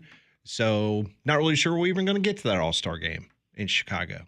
So, well, it's looking very, very bad from a perspective. You saw what Bryce Harper and Rob Manfred got into it the other day. The owners want a salary cap. The players will never agree to that. So we will have an impasse, and there will be a strike, and we will not have baseball. So just be ready, 2027. I predicted, you said, asked us your favorite sports team. What is something that you would say that you would get booed by the fans for? And I told you it'll be 3 seasons before the Braves get back to the playoffs. You did. So if we're going to have a work stoppage in 2027, I'll be 4. Does that I'll be delay? 5. Does that delay what I'm looking at? Yeah, this has got all the signs of. I mean, we lost World Series because these two sides could not come together. Yeah. World Series got canceled. The Montreal Expos, their fans should be irate. There might still be a Montreal Expos franchise. Yeah. Because they might have won the World Series that year. They were so good. By the way, an update. The Braves are losing to the Reds 3-0. Nobody cares. I don't know why I even said it. Well, Damian cares. He's a Reds fan. See, that would have been cool if you and Damian would have gone to the game in Bristol this weekend. Are you going to watch that? Would have. Yeah, I'll watch it. Yeah. It would have been cool. I saw where the average ticket price is $100.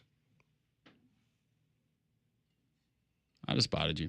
This is a Cincinnati Reds home game, and the average Cincinnati Reds home game is $48.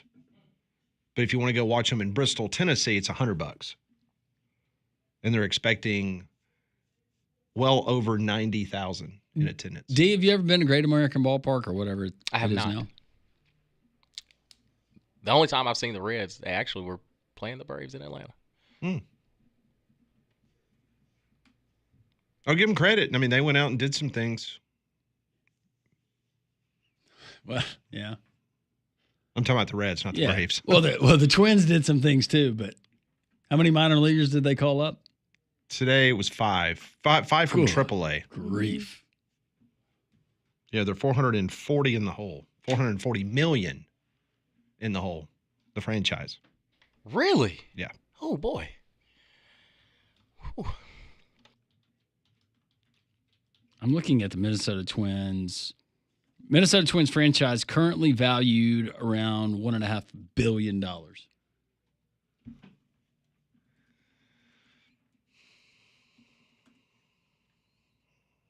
You good, brother? Yeah, Molly's just sending me some disturbing text messages, that's all. Is Conrad okay? We think. Yeah, this is something that's apparently available for sale. It's a good worst thing I've seen. Yeah. Why don't you do it? You want to do it? Yeah, I can do it. All right, let's hit the music. Fire it up. Molly's got something she's seen that she doesn't like.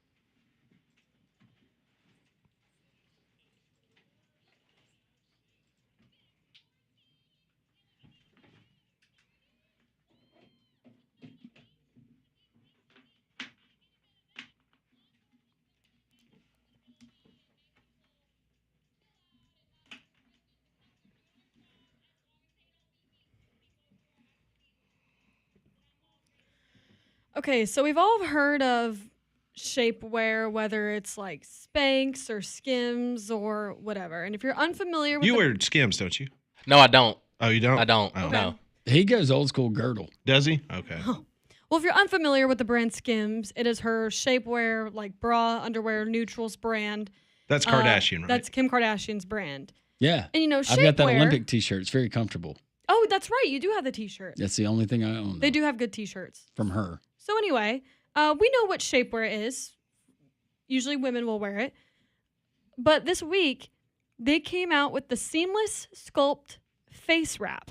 And it is shapewear for your face and your jaw. I've seen it. Yeah, you wear it over your head, you put it in your ears, and it goes around your neck. Is that Anthony Hopkins who's doing the ad for it? Well, Hopkins, so it sold out right away, by the way.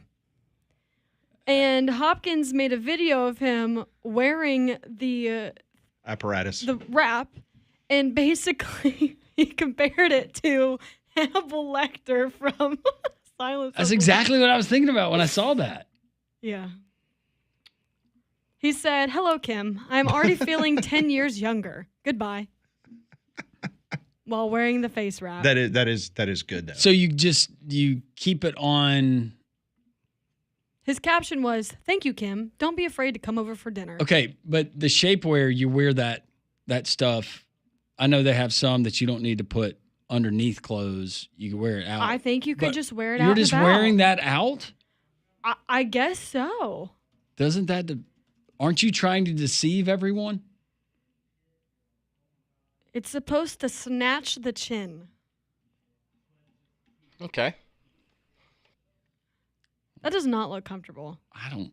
But to each their own, I guess, if you're into that. If you want some face shapewear.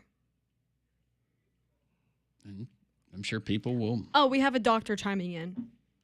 This doctor from the founder of Skin Lab says wearable beauty tools like face wraps can offer a short-term depuffing effect, but by itself, it can't create lasting structural change. That feels pretty obvious to me, but what do I know?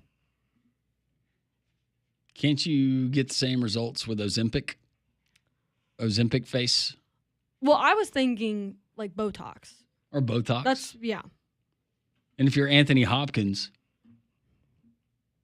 I'm not going to spend the man's money, but I'm guessing he could pay to have the snag or the, what do they call it? Snatch? Snatch of the chin? Snatch that jawline. Hmm. It's $48 too, just so you know. Not including shipping and handling. If one showed up in your stocking at Christmas, how would you react? Oh, well, I would try it out of curiosity. Okay. See how it feels. I'm just trying to get gift I don't know who ideas wouldn't. together right now. Oh. So would you be a fan? Would you? It's really hard to shop for y'all. It is. Maybe that's Conrad's next challenge. See if he can wear it all week. I think you should. We've put him through enough, and at least this isn't edible. Thoughts and prayers with Conrad. Apparently, he's asleep in the office. I just got a report. Like he's actually passed out. He's laying in the floor asleep. Good.